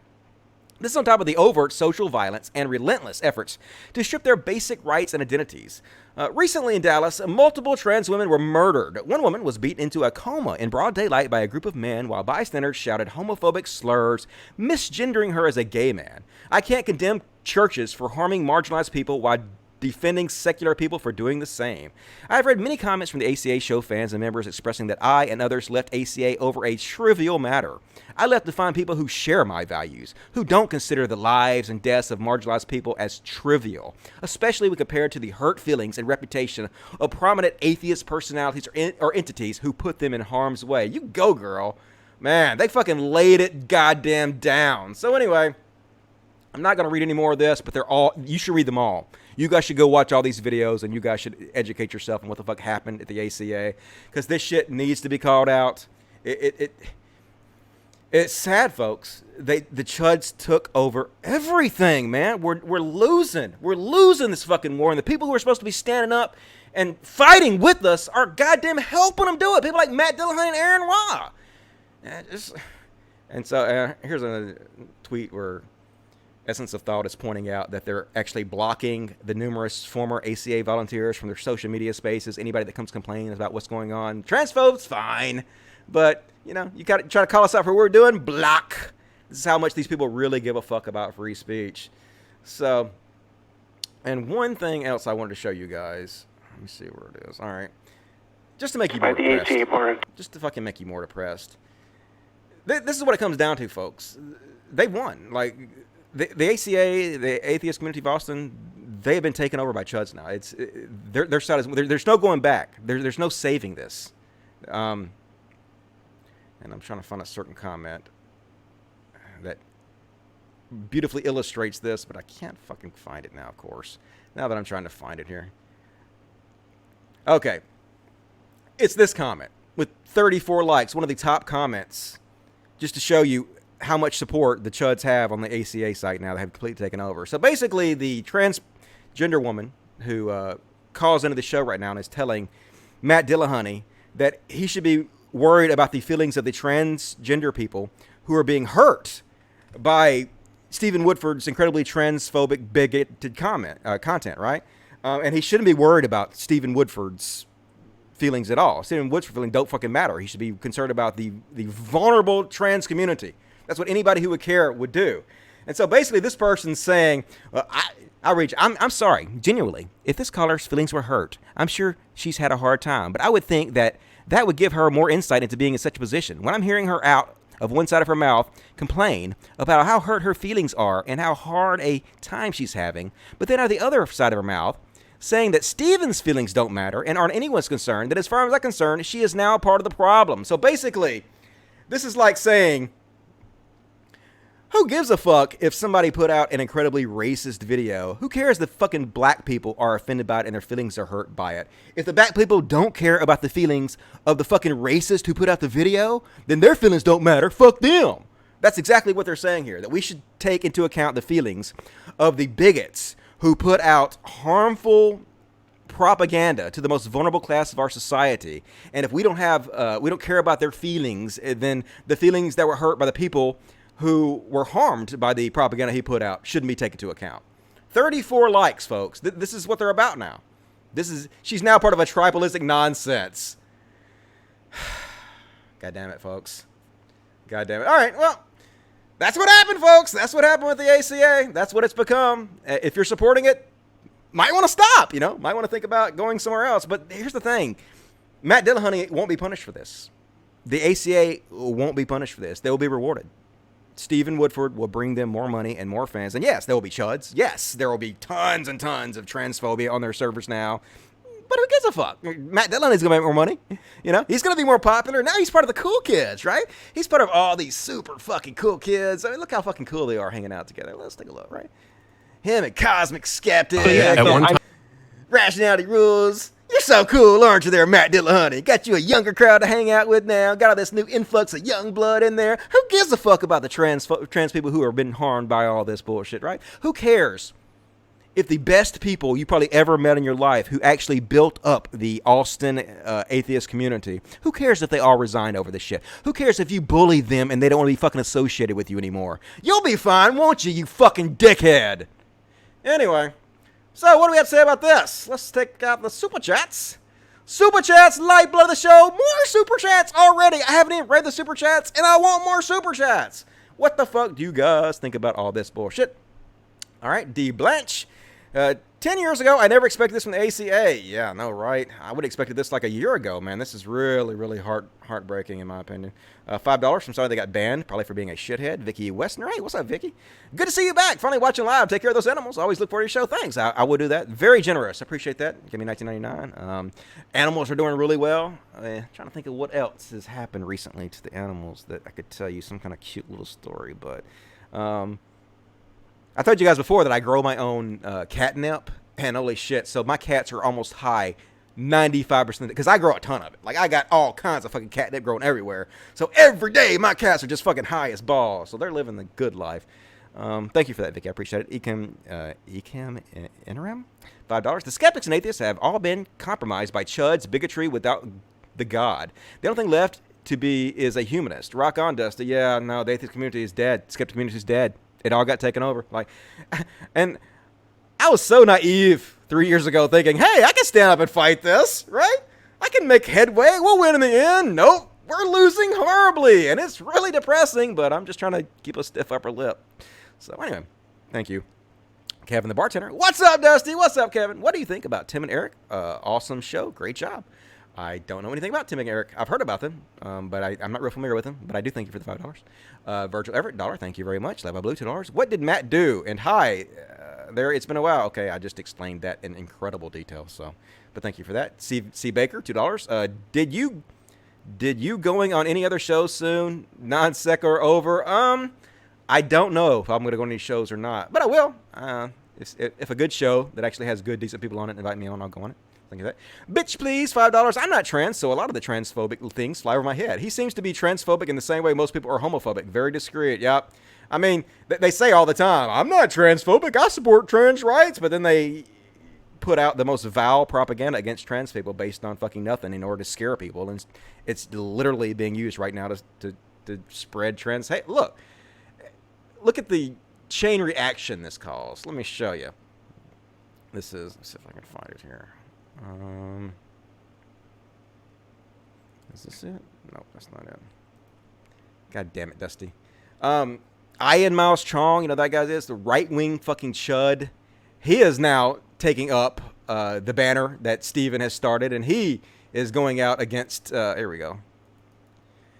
Look at this. Transgender women threaten sports. And he's got all these scary pictures of these trans women up there to scare you with. Oh, look, it's like a man. You should be scared. This is this fucking chud. Yep, this is what Steven started. And this is not an isolated incident. This has happened over and over. There have been tons of videos now come out about this. Tons of articles written about this. Steven started a chain reaction that has caused incredible harm to the trans community. And like I said, his current position, go look. It's still, hey, I think the guy who has the best take on this is the guy whose entire platform is we need to remove trans women from competition with cis women. That's still his platform. So, fuck all y'all. Like, really, fuck all y'all for this. Anyway, let me see here. Go back to the super chats. Super chats, label of the show. Okay, bitch, please. I don't think he's consciously transphobic. Who gives a shit? Who gives a shit if they're consciously transphobic? If you put out propaganda that hurts trans people, I don't give a fuck what you are, like, in your mind or whatever you think you are. I care about your fucking actions. I care about what you do. Here's one of the things the transgender woman said when she was talking to Matt Dillaunty on his show was, you have no idea the hatred these people have spewed towards me over this issue.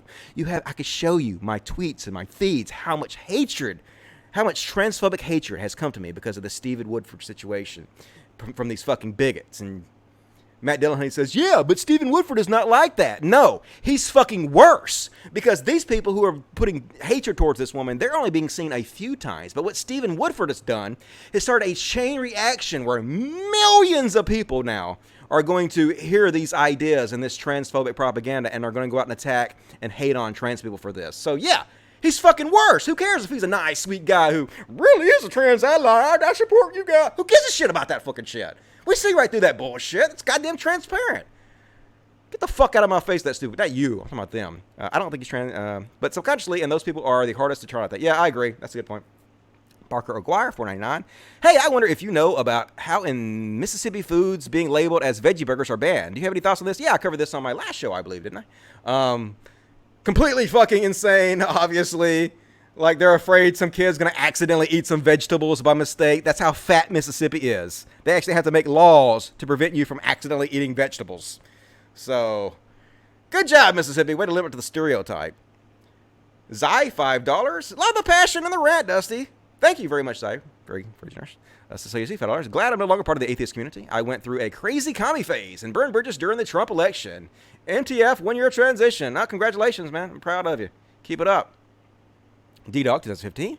This binary genders we have today is a few hundred years old. It used to be one gender, men, with women being like offshoot of men. Yeah, I know. They're not men, they're woe men. As in, whoa, shut up. That's an old joke. But yes, that's exactly what it is. Blitcham, $4.99. Off topic. Do you know of the big protest in Hawaii? Efforts to build a 30-meter telescope blocked by folks trying to preserve a sacred mountain. Nope. Don't know anything about that, but if people are interested in that, they should look that up. Thanks for that. Appreciate that. $5 from Alan the Cat. Thanks for the info. No problem, Alan. Nico Hall, $5. Thanks for having integrity, Dusty. Hey, no problem. I appreciate you guys supporting me. As long as you guys keep supporting me, I'll keep doing this. Thanks for the info. I think some of my family donates to the ACA. I'll look into this more independently and get them to stop donating if it's this bad. Well, I mean, I showed you, right?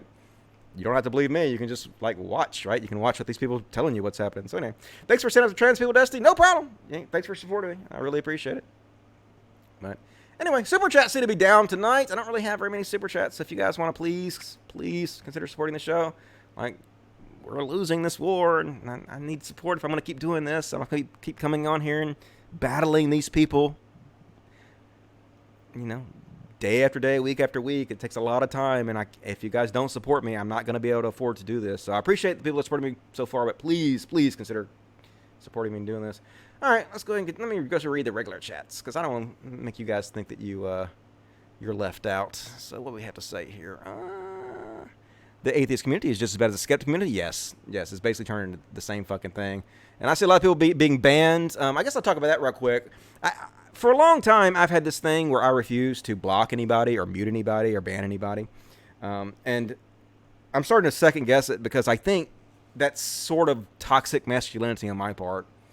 I think my mind has been like, I'll take on all comers. I ain't scared of none of y'all. I'm a man. Fuck y'all. I ain't blocking anybody. You can say whatever you want to me. But here's what fucking happened. These trolls, they get blocked by everybody else. They get blocked on all the shows. They get blocked on all the Twitter feeds. They get blocked every fucking where, all over the internet. And they all know now, they've all talked to each other and they've heard that I'm a safe space. I'm the one fucking person that won't block them. So they fucking flock to me. And I get it. And it's not just organic trolls. I get everybody's trolls because they feel fucking safe. They know they can come here and they can spread their bullshit. And so all I've really done is I have given a platform to all these fucking shitheads to spew transphobia and racism unchecked. And I've decided no longer to do that. I can't do that anymore. You know, if you spread bullshit, if you spread transphobic bullshit, if you spread racist bullshit, if you troll on here, you're gone. I'm tired of it. This is no longer a safe space for fucking trolls. And I've learned the error from my ways. I actually learned that from Steve Shives, who kind of explained to me. And I'm not going to do what Steve Shives does. I'm not going to use block bots. I'm not going to be like TJ. TJ used a block bot to block every single person that was following me. I'm not going to do that. But if you troll me or you use my platform to spread harmful ideology, you're gone. And I think that's the best way to go about it. So I noticed a lot of people are getting booted because I gave the moderators full power to swing that ban hammer at anybody they fucking want to. So get them. I believe you can get a refund for super chats. All right. I would refund anybody's super chat if they say harmful bullshit. No problem with that. All right. I guess I'll continue on with the show. I'll see that super chat, but I'll read it when I get back. More super chats, please. Let me go ahead and close all this shit down. Woo, man, I talked for an hour and a half about that shit. That was a long speech. Man, you guys have no idea how hard it is to do something like this. Like, I know it just seems like I'm just loading up tabs and I'm talking, but I stayed up all night, like, thinking about what I was going to say and the order I was going to say things and finding links and stuff and laying everything out. And it takes a lot of fucking effort to do this. I hope you guys realize it's just not me turning on this camera and just doing all this off the fucking top of my head. I'm working hard on this shit. So, next up, we're going to talk about...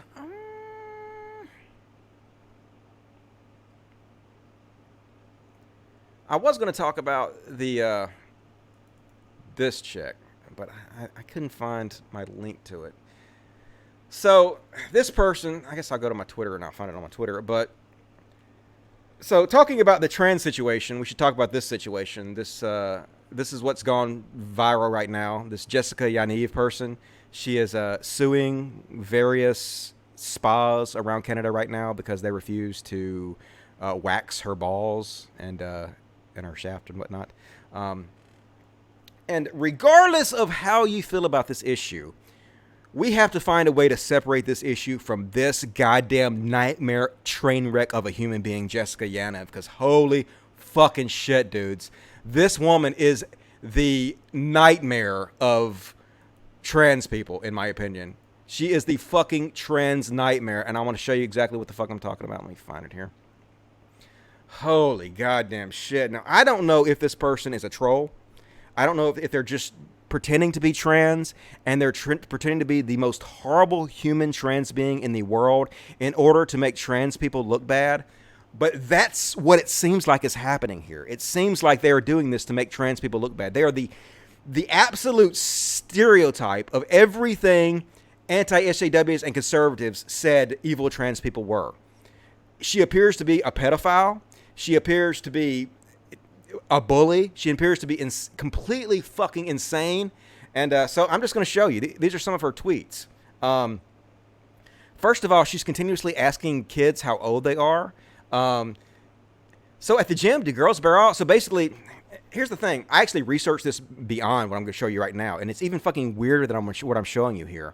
But this person basically admitted that they joined a female gym and they, under the guise that they were trans, in order to hang out in locker rooms with women. The absolute fucking stereotypical nightmare that every goddamn right-wing chud was warning you about, this person is doing. And they are the one that's going viral right now, this whole big hullabaloo in Canada. So anyway, and also this person continuously claims that they use tampons. And they also claim that they haven't gone gender reassignment surgery. So it's like I said, I don't know if this person is just insane. I don't know if they're just an insane pedophile, or I don't know if they're a troll just trying to make trans people look bad. But my God, the trans community, you cannot support this person. You have to find a way to distance yourself from Jessica Yaniv as far as you fucking possibly can, because this person is every nightmare you ever dreamed of. And yes, the issue we're talking about here, whether you should be able to discriminate against trans people in spas, a situation like gender waxing, or genital waxing, rather. A lot of people think it's a very cut and dry issue, but the issue is not as cut and dry as you think, and I'm going to actually make an argument for both sides of this case in a minute. But before we do this, we have to separate it from this person. It has to be separated. So anyway, went really well. I expected more though. I only saw one girl in her panties. Maybe. Is it weird to ask a 10 to 12-year-old girl for a pad? Why are you asking little girls in the bathroom for their pads? Like, this is the kind of person that's going in the women's bathroom and harassing children. This is like, I don't even know what to say about this, folks. Like, I'm just kind of dumbfounded by this. I was really expecting to walk in and see girls with their boobs out. You from Canada too? How old are you? But it gets worse. Like I said, this is not even the worst yet. So apparently she put in some kind of delegation request to appear before town council because she wanted to permission for LGBTQ2S+ organizations to be allowed to host an all-body swim at TOL Civic Pool for people aged 12+, where these events will be restricted to blah, blah, blah, and individuals will be permitted to be topless at their leisure in compliance with the laws of Canada, and where parents and caretakers will be prohibited from attending these events and is considered safe and inclusive. What the fuck, folks? This pedophile is in the name of trans trying to set up a swimming party where 12-year-olds can be fucking topless and no adults are allowed. And I was like, this can't be real. This can't be fucking true. So I went and fact-checked it. And it's fucking true. They admitted it. This is her official Twitter. I took the screenshot from her official Twitter myself, because I am requesting that we have an all-body swim here with allowances for people aged 12+ to go topless if they dish, I guess she means wish, as they are allowed in law. God damn it, this person. Like, fuck. So basically what they've done now is they're trying to bully the spas. And so she's contacting all these fucking spas, and she's trying to kind of make it pretend like she's a woman at first and asking if they'll give her a bikini wax. And then when they say they will, she tells them, well, I'm trans and I have balls and a dick. Can you do that? And they're like, well, no, I don't have the training to do that. I've never done that before and I don't really feel comfortable doing that. And so she sues them, which is, damn, like, seriously, nightmare for the trans community. This person, there's no doubt about it, this person is going to be used by every fucking right-wing chud to bash the trans community, to say, see, we told you. This is exactly what we said was going to happen. They're going to go in the fucking bathrooms with these little girls. They're pedophiles. This is exactly what we said, dudes. It's just, like I said, total fucking goddamn nightmare. So, with that said, let's see if we can separate this goddamn piece of shit with the issue of whether or not spas should be allowed to discriminate or refuse service to trans people for things like genital waxing. So there's two sides of the issue. On one side, you have, I guess you'd say the trans-friendly side, which thinks that you shouldn't be able to discriminate against people based on genitals, right? You need to make a reasonable accommodation for trans women. So if you provide services for women, trans women are women, and a trans woman comes to your service and you don't provide that same service to them, you're discriminating against them because they're trans. Cut and dry. The other side says, no, you're not. You're providing a service of shaving a vagina or waxing a vagina, and if you don't have a vagina, you don't have the equipment to provide the service for. So we're not denying you the service. We just can't give you the service because you don't have the fucking equipment, right? I can kind of understand both sides a little bit, but the way she's going about this is, I guess the main person in this story was an immigrant who wanted to start a waxing business out of their home, who she contacted and who refused to wax her, and who she's suing, and who now has had to shut her business down. And I totally understand why this woman who works out of her home doesn't want this trans person who is basically acting weird as fuck come in her house. And also this woman who started this waxing spa, this is her first client, I believe, and had no experience with waxing male genitalia. Or not male, you know what I'm talking, not male genitalia, but balls and shaft. She went through the training. She went to the typical waxing training. I read that it takes like 75 hours in New York or something to get certified for that. But when you go through the basic training, they don't have any training for, dealing with trans people. That's not part of the curriculum to get your certification to wax people, right? So if we have this debate and society decides after this long debate that, yes, we want to make sure that trans people are not discriminated against in this way. So if somebody is providing a service for a woman like this, and they also have to provide the same service for a trans woman, then we would have to make sure that these courses that are training these women to do this explain to these women who are taking these waxing courses ahead of time that they will be obligated to handle trans women and possibly men too, and then teach them how to wax balls.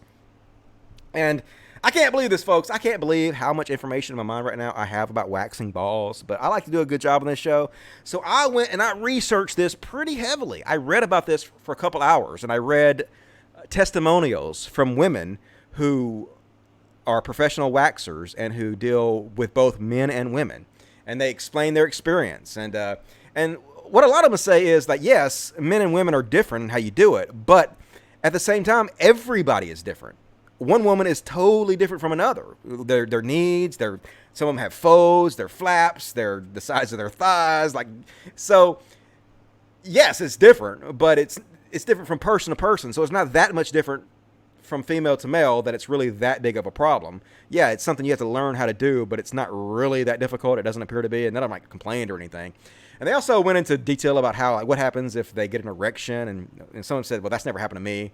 And someone say, well, that did happen to me once, but you just leave the room and it happens, so you don't really worry about it. So it's kind of an interesting read. So I totally understand both sides of it, all right? One side of me thinks, well, if you go to the hospital to get surgery, regardless of your gender, or if you're trans or man or woman or whatever it is, they have to shave you for surgery. They can't deny you that. They just to be professionals and do their job. So if you have a waxing business, you can't discriminate against anybody. I mean, men, women, and trans people all pay taxes. We all pay the taxes that built the roads to go to your business. We all pay the taxes that educated your employees. We all pay the taxes that kept your business safe with police and military. And, your business wouldn't exist without all of the taxpayers supporting you. And so you can't discriminate against any of them. So you have to make accommodations, and you have to learn how to treat trans women and men, both probably, if you want to have a waxing business. I'm not saying that's what I believe. I'm saying that's the argument. And it's an argument society needs to have, in my opinion. It's a valid argument to have. You can argue both sides of it. And then wherever, in the end, society comes down on this, then they can make, laws, or they can make these certifications where they're more apt to teach people about this sort of thing, which is exactly what they need to do. So anyway, what is your guys' opinion on this? Do you think you should be forced to wax a trans person's balls if you don't want to, if you have a waxing business? Or do you think it's okay to say, nope, you don't have the fucking equipment? No thanks. Let me know what you guys think in the chat. Let's have a look, see what you guys have to say. Sounds like Dusty has a new career if the podcast doesn't work out. Yeah, ball waxing. I'm gonna wax all your motherfucking balls. No balls are safe. I actually waxed my balls one time, I must admit. I used to be like ripped, and so I like had shaved all the hair off my fucking body, and but I had like really fucking hairy balls, and like you can't really shave it real good with a regular razor. That shit would cut your dick all up. So I got some fucking wax, and I waxed my balls and my ass a little bit. It was when I first went to meet my wife for the first time, Cindy. I actually met her on the internet. I think I was 21 years old, something like that. And I wanted to make a good impression on her. She lived in Kansas, so I went to meet her, and I thought we may end up naked. So I wanted to make sure my balls were all shaved and my asshole was shaved. I don't know why my asshole needed to be hairless, because she didn't lick it or nothing. So I don't know why I thought, hey, it's really important your asshole is hairless. But I did it, waxed the shit out of it, and it all went well. We got married shortly thereafter, so I pretty much owe that completely to my shaved, hairless asshole. Dusty, did you know Red Cross doesn't accept blood from gay men? Yeah, I heard that. Yeah, that's bullshit, isn't it? Seems like a ridiculous discrimination for no reason. Tell us again how long you researched waxing balls. I mean, I read about it for like 2 hours probably, I guess, if that's what you want to call it. So, who did Dillahunty bully? Well, just go watch Kevin Logan's show where he has these 3 women on there, and they'll explain everything to you, right? They say it all a lot better than I can, so I don't have to speak for them. They can speak for themselves, right? And also, Matt Dillaunty was apparently texting one of the women on the show and calling her a liar. So I guess his official position is they're lying. All these salt of the earth type of people who just seem like great people, and seems like the evidence backs them up every step of the way. Seems like Matt Dillaunty's lying to me, but I don't know. What do you guys think? So, got some super chats.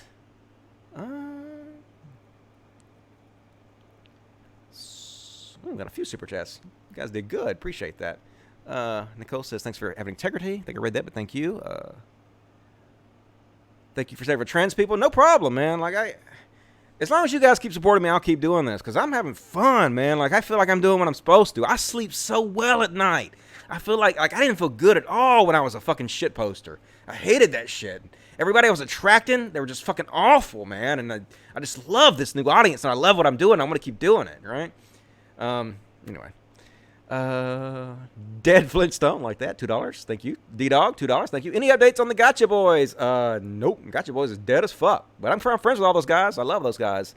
And Vadim is really doing good right now. He just put out a new video about Dave Rubin and that Maria chick he had on his show. We're going to cover her a little bit in a minute, but really good video. You should check it out.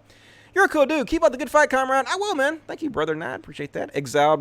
Exiled from myself, $10. Thanks, appreciate that.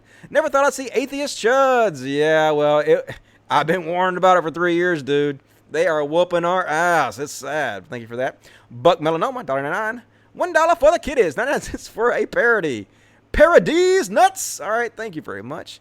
I will buy a nice can of wet cat food for the cats. Is Matt beyond redemption? Could he own up? Oh, of course he could own up. Like, I thought about giving Matt advice on how to fix things, but Matt Dillaunty is not going to fucking take my advice, so I don't know why I would even bother. But here's the problem. Even if Matt does own up to it, even if he does redeem himself, the Atheist Experience and the ACA is, it's changed forever. All those people, they're not coming back because they don't want to be associated, and so many good people left, and now the people that flooded in to fill the space are these chuds, right? That's not going to change. So regardless of what Matt Dillaunty does at this point, it's fucking broken irredeemably and probably forever. So he fucked up. But like I said, he won't make amends to this. He won't do anything. He will just ride this wave and make more money just like every other fucking con man skeptic does with all this shit, right? That's exactly what he'll do. That's what he's doing now. So disappointing, but thank you for that. Dion Blue, 99 cents. Thank you, Dion. James Mellon, $10. Got a dime for you, Dusty. Appreciate that. 5 from me and 5 from your biggest fan, Fruit Bats. Keep up the awesome work. I will. And hello to Fruit Bats. Appreciate it, guys. Even Davenport, $5. Court rules Seattle wealth tax is unconstitutional, but so is statewide income tax ban. All right, time to move to Seattle. Good times for everybody. Being trans. All right. Almost 60 dislikes on this vids. What the fuck? Those people are here. Oh, I skipped a couple. Oops. I skipped Vicky. Fuck. I can't skip Vicky. I love Vicky. I think I met Vicky in Denver, man. I met her and her girlfriend in Denver, and they were so cool. I met them at Comic-Con. They're like, I hope this is not mean to say, but they're like little tiny. They're like 5'2" or something, and look at me calling somebody tiny, but they were so fucking cute together. They're an adorable couple. But anyway, this is for banning the toxic talkers. Thank you. Yeah, I know this whole chat started becoming real fucking toxic, and I started listening to you guys saying that it would be way better if I just cut out this whole toxic masculinity. I ain't banning nobody bullshit. So I'm listening, guys, and I'm trying to improve, and thank you for sticking with me, and thank you a lot for that, Vicky. I appreciate it. Almost 60 dislikes on this video. What the fuck are those people? Here's 5 more. Thanks, man. I appreciate that. But don't tell them that they actually help me out. See, YouTube doesn't care if people dislike your video. They actually like it. They reward you for it because all YouTube cares about is engagement. So all the trolls that come hate on me, they're actually helping me out. So thank you, trolls. Keep it up. Guitar lessons, $5. Being trans is natural, like a rock with some roll and a song with some soul. Trans people are people and they're beautiful. Trans rights, hell yeah. Like I've never fucking done the, what is it called? God damn it. I don't even want to do it because I'm so embarrassed to do it because I find it so cringe. Dabbing, that's what it is. Like, oh my god, dabbing is so fucking cringe to me. I hate that shit, but trans rights, I guess. You didn't see that. Ratbag, $49.99. As long as you're offering, I'll take some super chat refunds. Very disappointing the ACA has become. Sad to see so many good people leave, god damn it. Hopefully you don't want any refunds, Ratbag, because you've been a very big supporter of the show. Been a really cool guy, and I really appreciate that. You're a very, very generous dude, and I am also very disappointed to see what the ACA has become.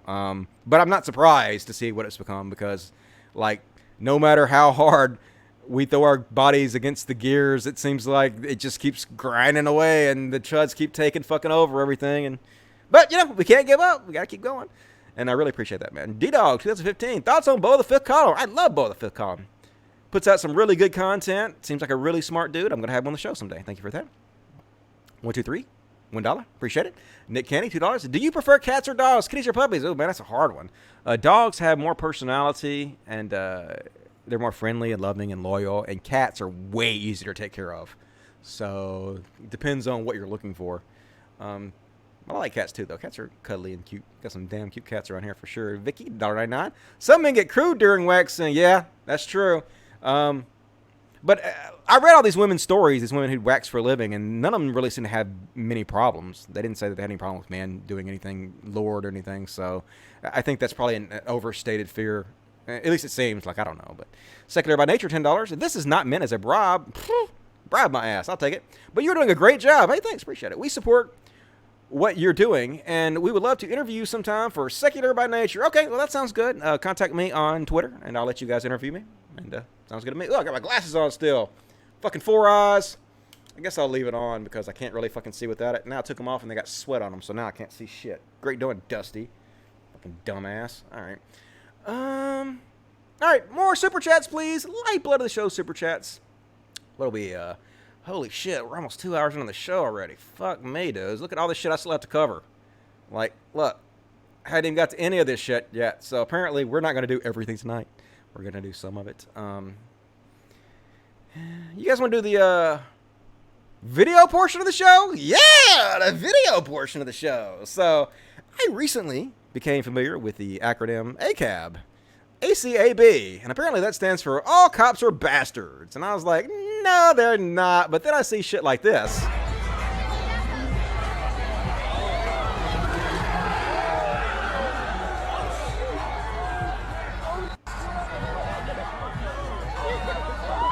Yep.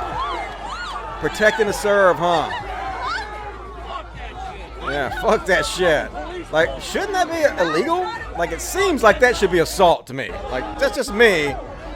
But it seems like repeatedly punching a guy in the face like this and knocking him unconscious should be a fucking, at the very least, a fireable offense? I don't know. And I didn't find very many videos. Some of these videos aren't that great, so sorry about that. But the bulk of my regular show was good, so fuck all y'all. And here's a piss baby crying and whining. I feel so sorry for this dude's kids because he apparently has kids, and I'm guessing this is his wife. But these fucking man baby military dudes who have anger problems, who can't handle their emotions and just fucking freak out. It's just sad and hilarious to watch. Here's his kid, man. I feel so sorry for his family, though, but let's watch. Yeah, you do, bitch. What? Bitch, I'll slap in your fucking mouth. What a man. I was waiting on a parking spot. Don't matter. You're in the way of my goddamn car. And so what? I was waiting on a parking spot. standing behind my car. You never Fuck out been. the way. You never been. Shut up! Shut the fuck up! No, I don't have to do anything. This is America. Oh, rip his shirt off. He can't get it off though. He can't get his shirt off. He can't get it off. You fucking dork. I don't give a fuck about the fucking army or anything about it. Poor woman. Divorce his ass. Watch it. Quit trusting me. Look, I'm gonna fucking push her. Yeah, you fucking dickhead. She ain't doing nothing to you. She's trying to calm you down, bitch. Oh my God. Putting her. Yeah. Oh my God. That's a. Fuck your country. Fuck America. Fuck we got to deal with your child. He said, "Fuck America. Fuck your country." Your child. I don't know. Maybe he's not in the military. I don't know. Maybe he's just a giant man baby who likes to wear fatigues. Not really sure, but goddamn, dude, get a hold of your fucking emotions. That's just sad. Freaking out like that. And let's see what else we got here. Oh shit, there's some crazy shit, man. Fucking cowardly. So I guess they're getting into a fight with these bikers and shit. So this guy attacks him, and this guy's just trying to protect his friend from this guy getting the shit kicked out of him. And so these guys come up with a fucking shotgun and keep them from protecting their friend. Look, got a shotgun. Look, this is some fucking hillbilly backwoods shit right here, isn't it?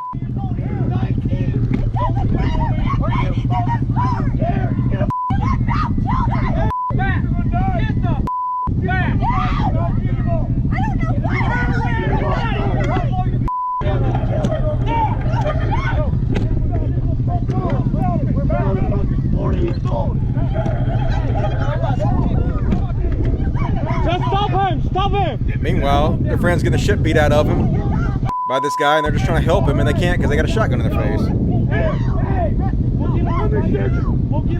the real deal, bitch. You my big fat ass. Nobody's scared of you, you fat motherfucker. Only reason you're getting away with this is because you have a gun. I'll kill your boy. All right. No, come on. I'm gonna say this one more time. I'll take that gun. I'll have a problem with you. You have a problem with him? Get out of it. This motherfucker. Get out. You. I'll cut your throat. Do you hear me? Let me hear something. There's a you and one of him, and that's the odds you play. I realize you played it wrong, boys. So tough, aren't they? They so fucking tough. This big fat motherfucker. So tough, aren't you? Toxic masculinity at its finest. Good, they go attack this guy. And now they're breaking this guy's phone too. They're breaking his phone in half. Okay, that's fine. Keep the camera. Smash it. I don't care. Get out of here. Next time you... Anyway, I don't know where this took place, but wouldn't be surprised this is in Mississippi. This is how a lot of these dumb motherfuckers act around here. It's just, god damn it. Men, we have to do better than this. We have to do better than behaving like this. This is just destroying the planet, in my opinion. And here's a funny video. This poor lady, or girl, woman, I don't know who she is, but she got a Tesla. And she thinks Teslas take gas for some reason. So she walking all around this place looking for where she put the gas in. Is it over here? Nope, it ain't over there. And he filming her, and he just laughing his ass off. And she looks over. He got to hide the camera. He's like, nope, I'm not filming you. Nope, hiding. Not filming you. But he's sitting there just still laughing his ass off at her. And she's still trying to find it. Got to be around here somewhere. Where does it go? Where's the fucking gas go? Maybe I'll look over here at the gas pump and it'll appear. Maybe it's a button in here. Let me look inside. Is there a button? Nope, there's no button in there, chick. Ain't no button for the gas tank. Keep looking up. She popped up, and she popped on the back. That's where the charging cable goes. So yeah, there you go. Put the gas where the charging cable goes. Yeah, get your credit card. He's just cracking up. He knows what's gonna happen already. Get her gas out, ready to pump it. Here we go. But wait a minute. There's no hole. What? What? Just look at the fucking gas pump.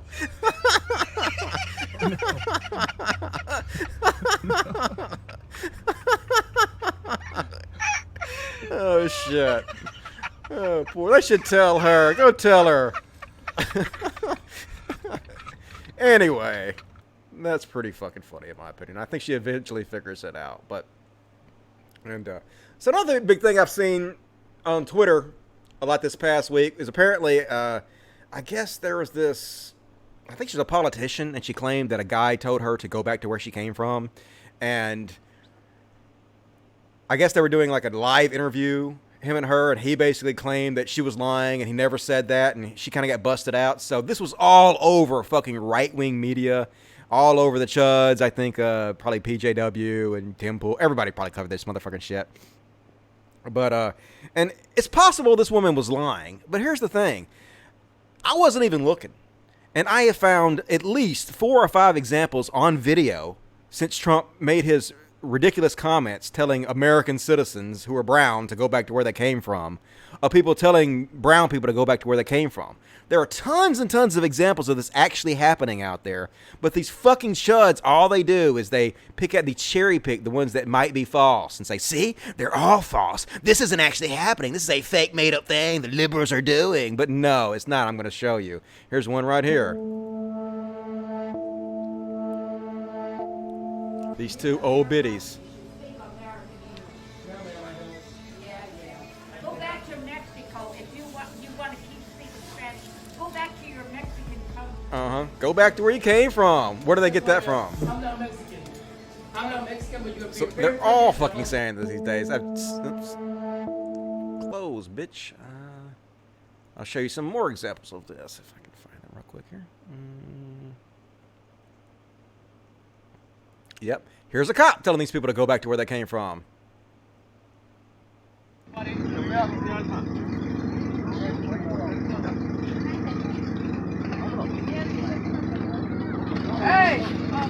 sir! Sir, he said go back to where you came from after you walked away. Yes, I did, Illinois. That's fucking dumbass bitch. Hey! You said that, really? Yeah, you fucking said that shit. Go back to where you came from. Where did I come from? Illinois. Where did I come from? Tell me where I came from. What's your badge number? Give me your badge number. Officer Gillespie. Yeah. He's trying to play it all. I mean, doesn't go back to Illinois, but it's it's clear what they're doing. Like, go back to where you came from. Where's that language coming from? And here's another one. Go back to where you're from. Go back to where I'm from. Why is that? Happening over and over again. Yeah, we don't need that. Go back to where you're from. Go back to where I'm from. Why is that? Go back to where you're from. Yeah, we don't need that. So all these right-wing chuds who continuously pretend like, oh, this isn't really fucking happening. These are people faking it. No, they're really doing this. I had some more examples. Maybe I'll come across them. I don't know what the fuck I did with them right now. I have so many fucking links, but anyway, I was gonna make a joke about this, but you really can't parody these people anymore. I guess you guys are aware that Marvel has put out all these new movies, or they put out like videos, trailers for new movies and whatnot, and they all seem way more diverse. They have like I think they have like a lesbian who's gonna be a king and have a queen, and they have I think a deaf superhero. And how you gonna have a deaf superhero? How you gonna be a superhero if you can't hear shit? It doesn't make any sense. I'm just kidding, of course. Obviously, you have blind superheroes like Daredevil, and deaf superheroes make complete sense. And I think they have the new Asian one that's coming out. And so anyway, very diverse. But obviously, the fucking chuds are freaking the fuck out about it, and you just can't parody these people because Marvel is erasing straight white males. Oh my god. Yeah, I know, man. When I watch my media today, I can't help but notice how few straight white people are in my media. They're nowhere to be found anymore. We're being erased from history. But, this is what the quartering does, right? And here's the thing. A lot of the reason Marvel is doing this, obviously, but it's because they know that they can get a lot of free advertising from this, right? Because people like the quartering are just going to make 100 videos about this. It's going to be everywhere. And there's going to be there's 10,000 other people just like the quartering going to make 100 videos themselves. There's going to be tens of thousands of videos made about all this stuff. It's free advertising. And, the quartering pretends like this stuff bothers him, but he doesn't care. He loves this stuff because he's making tons of money off this shit. Fucking Marvel's making tons of money because of the shit he's doing. Hell, I'm fucking making money by calling out the quartering for this. So we're all fucking making money off this shit. And it's just obvious what's happening. Obvious that they love this shit even though they pretend like, oh my god. Oh, shit, I didn't click on the other one. Fuck. That wasn't even the funny one. So that was that That was the courting statement. New video. Marvel announces its wokest movie yet. Thor is a woman.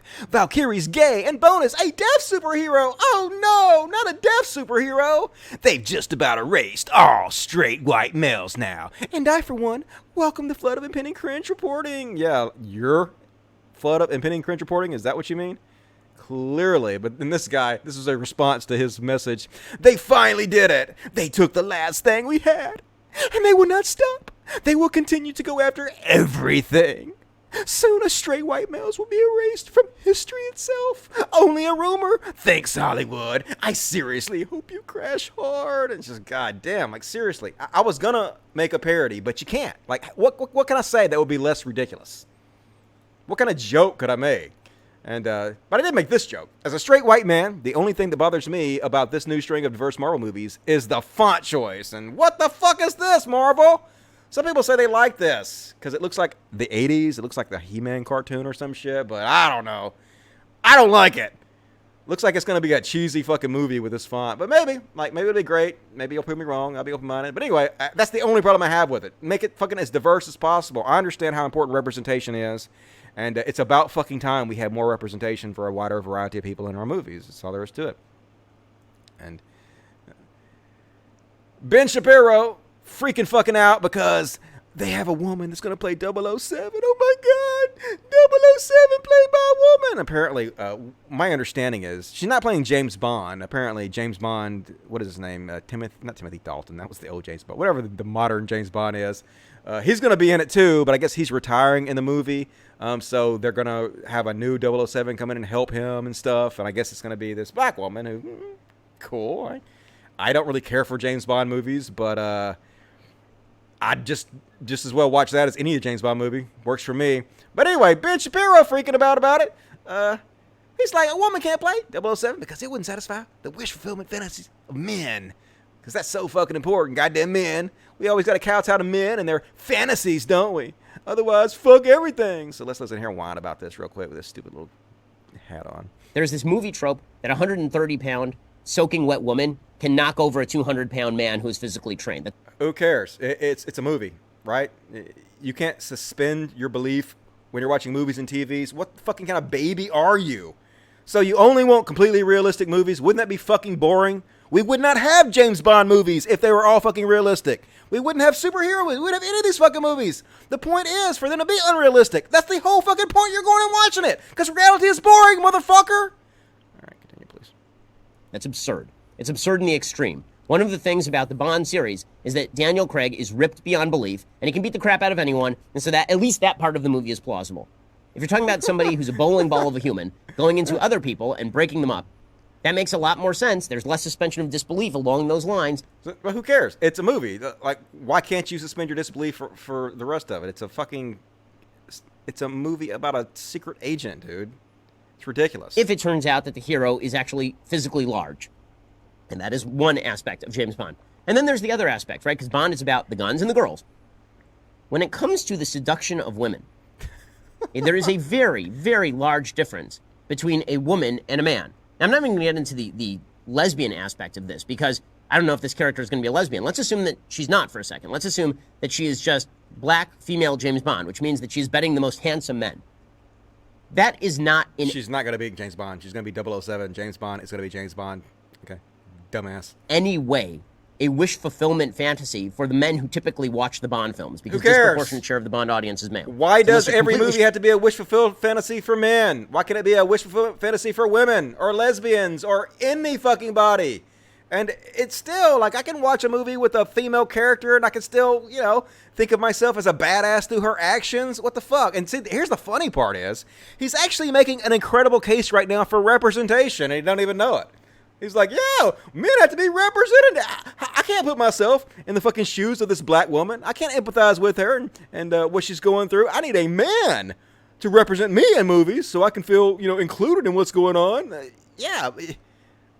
Beautiful point there, Ben. A beautiful point you clearly did not mean to make. Shifting the character makes no sense. It also, on a narrative level, makes no sense at all. Because the challenge for James Bond to be completely sexist about this, okay? The challenge for James Bond is conquest, right? That's obviously been part of the trope of the series, is this conquest-driven mentality by James Bond. Now they're trying to make it as though he has to be in a relationship every movie because they're trying to make it as though he is not an abuser of women. Understood? Okay, but... Yeah, isn't that terrible? Yeah, he's been a total fucking dickhead misogynist throughout the entire thing, and they're trying to change it to be a little bit more modern and, be more inclusive and sensitive to women, but that's fucking terrible! How awful it is to try to change for the better. That's Ben Shapiro in a nutshell, isn't it? That was always the appeal of Bond, is in every movie he was going to somehow seduce the most beautiful woman in the movie into bed with him. Wasn't the appeal to me. I always found that boring. If I want to watch somebody fuck, I'll watch a porno, dude. I don't watch fucking movies to get my jollies about having sex with women. It's just silly. I find those parts normally boring. If I want to masturbate, like I'll put on my VR headset and masturbate to a girl standing right in front of me, dude. I don't need James Bond for that. And this is what made him an idol to millions of men, who of course would like to seduce beautiful women but are incapable of doing so, because there's an actual challenge to it. Now, let's say that there's a beautiful woman who is playing James Bond, like Lashana Lynch, let's say, and now she wants to seduce the most handsome man. Is that in any way difficult? Because men and women are different. Yes, that is difficult. Sorry, Ben, but not every dude is a horn dog who's going to whip his dick out for every woman that comes along. I mean, I know that's hard to believe, but and I don't mean to brag, but in my situation, I'm not even like nice looking or rich or anything, but I have an inbox full of women who would like my time, and I'm like, no, I don't even respond to them because I don't give a shit. So no, you can't just come along and seduce any man you want to as a woman. It just... Maybe that works on you, Ben. Maybe you're that much of a horn dog where any woman could just come along and fuck you, but some of us actually have standards and integrity, and it doesn't work like that. So anyway, what a shithead, right? What we got to think about this? We a fan of Ben Shapiro or not? Super chat?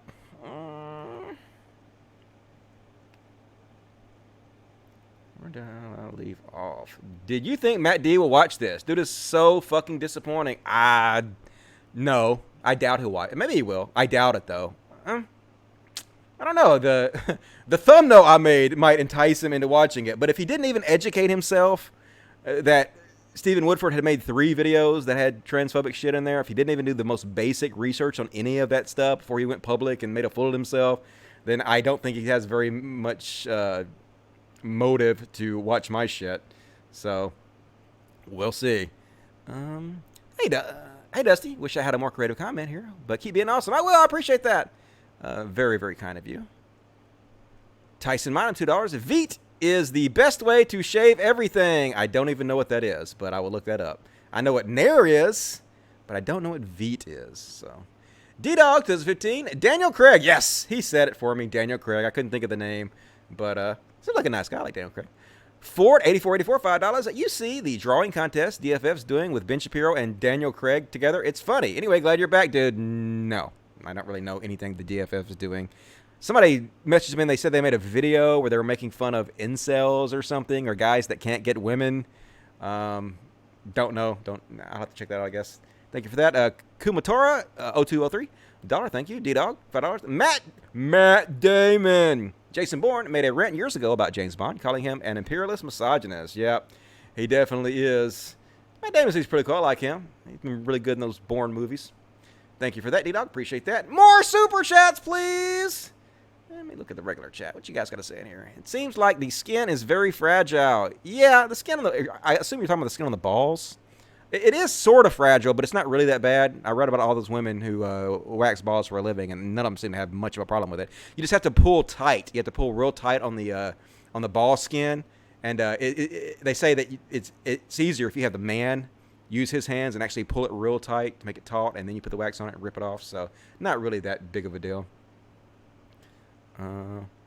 Is the chat not updating? Daniel Craig is so hot. He's definitely in shape. He's definitely a nice-looking older man. I'll give him that. I never forget that scene in that movie where he was sitting on the chair and the chair didn't have a bottom and he was naked and the guy kept whipping the rope underneath the chair and was smacking him in the nuts over and over again to torture him. No, thank you. That sounds awful. He's also calling all of them liars now, so I don't know what you're talking about. Daniel Craig is nasty? He's not nasty. Daniel Craig is sexy. He's a sexy piece of man meat. She-Thor? That sounds very sexist. How about Thor? Is that better? Not really. All right. On with the show. Already 2 hours and 10 minutes into the show, and it's going swimmingly thus far. Hope you guys are having fun. You guys enjoying the show so far? Let's see what we got up next. Close that shit down. And this shit. This is I was gonna read you. This is that fucking nightmare trans activist Jessica Yaniv that all you trans people need to distance yourself from as hard as you possibly can. This is a transcript. Basically, she's talking about using a tampon. And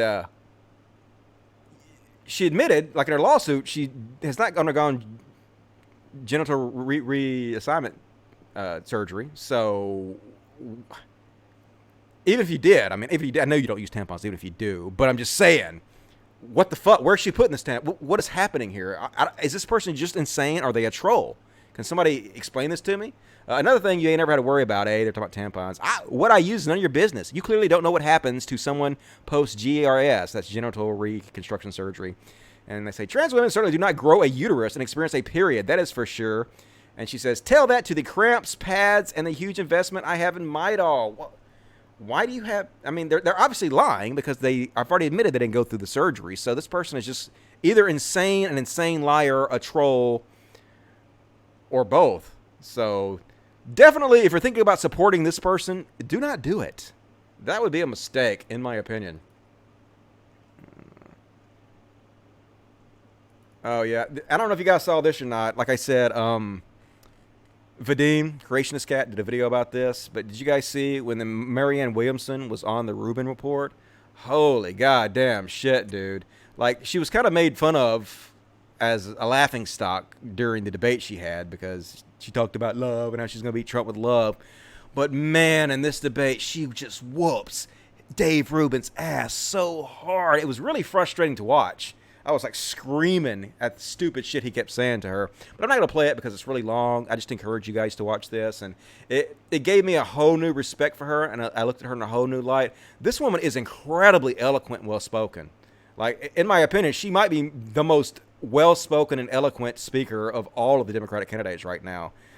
She was fucking flawless in this. So I hate to give a shout out to Dave Rubin or his show because he's a fucking ignorant chub. But if you want to see him get his ass whooped, watch that shit because it was beautiful.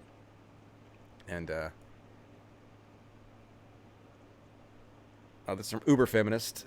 Something I missed over the last few days is that Dave Rubin has upgraded to retweeting climate change deniers, and of course he has. This is an unexpected step, right? He's hanging out with other climate change deniers like Jordan Peterson, and all the chuds are going to get on the same page eventually. So the earth is becoming greener right now. Yeah, it's true. Can't wait for AOC to explain how this is due to racism and the patriarchy. Warning, article includes data and statistics. So it's about how global greening is good news. Global warming's actually good. Hooray, everything's saved now. We need to pollute the earth even more. Right? No, Dave Rubin. Fuck off, dude.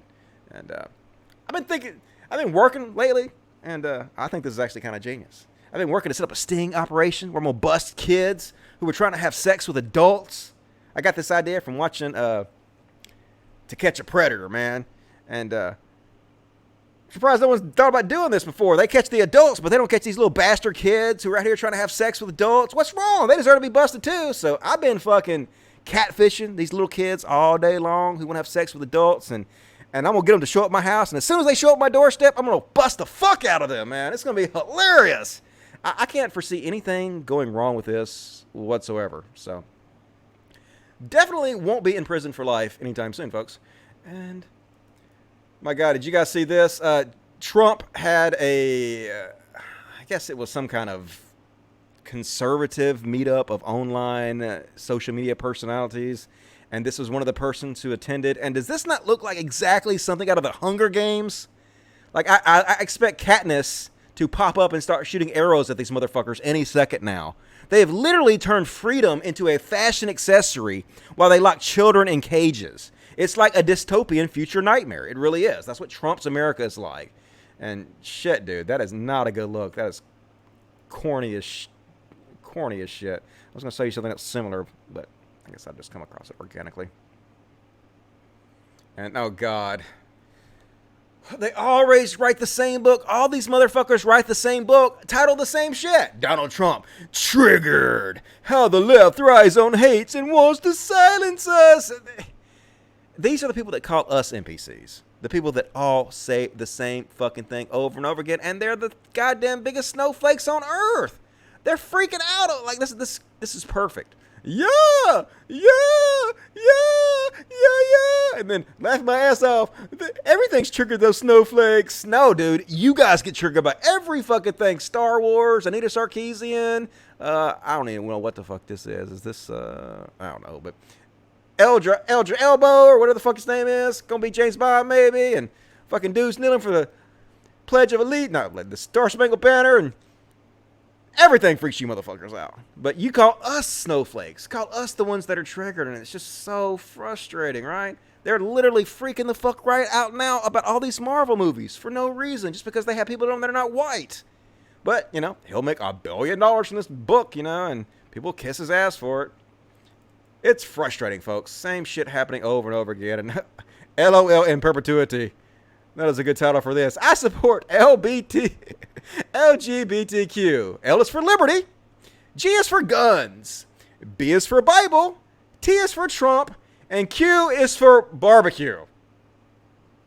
That's really the only thing you could think of to stand for Q was barbecue. No, motherfucker. Come on. Could have at least thought of something, right?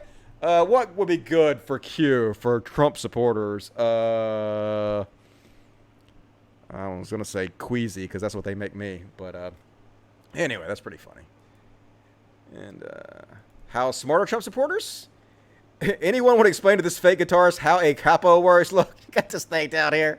And she pretended to play the guitar up here. I don't even fucking play the guitar. And I know that's not how this works. All right, this presses these strings down so you can play lower. And the strings are like higher pitched and some shit. Right? I'm pretty sure that's how that works. But yep. Just like everything about Trump and everybody associated with Trump, they're all just fake as fuck.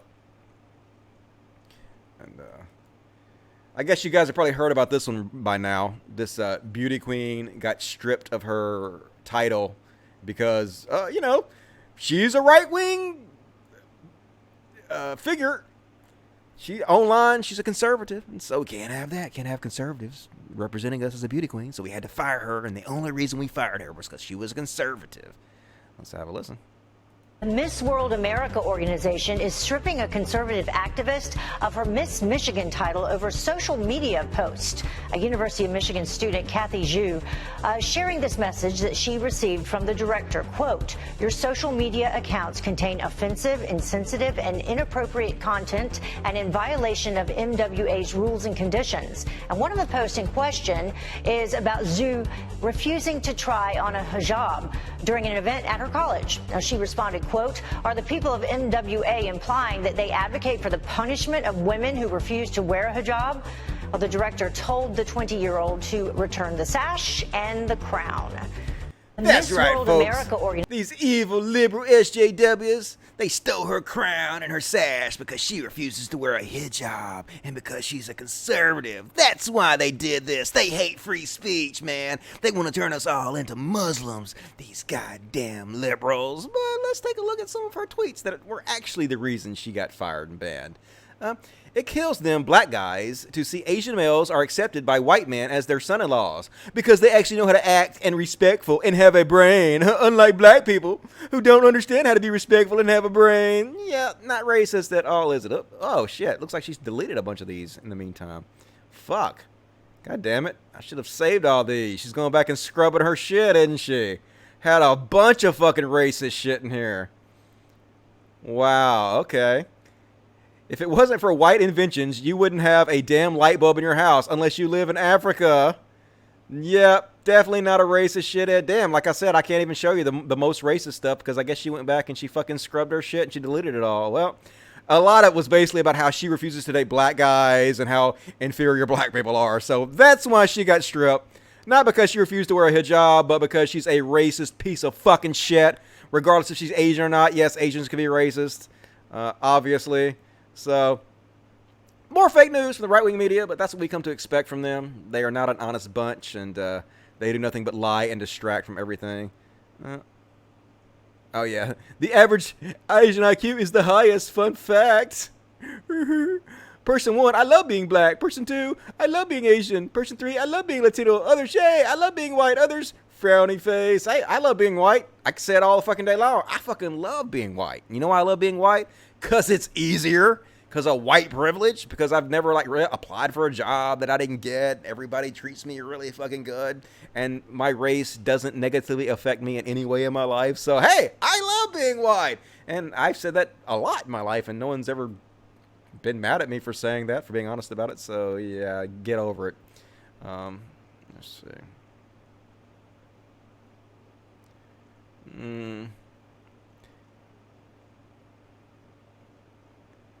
There's a few more, but I can't really find them here. We've been people of shithole countries because shithole Democrats need shithole votes so they can turn America into a shithole. I guess that's not racist. That's just more typical Trump jargon. But anyway, racist bitch. And, you know, pageants are just jobs, basically. You're like a model, basically. You're like a spokesmodel for that pageant for a year. You're an employee. So, obviously, yes, they can fire anybody they want to that they don't want to be associated with, and they don't want to be associated with racists. They don't want you to be the face of their company. So, they fired you. Maybe next time, try not to be a racist bitch. I don't know. That's just my opinion. Maybe I'm wrong about that, but... And here's... Oh, my God. Here's one from Parker Mully. And this is exactly how it will work. So... Trump was at a rally recently, and the people in the rally started screaming, send her back, about, Ilar Omar, is that how you pronounce her name?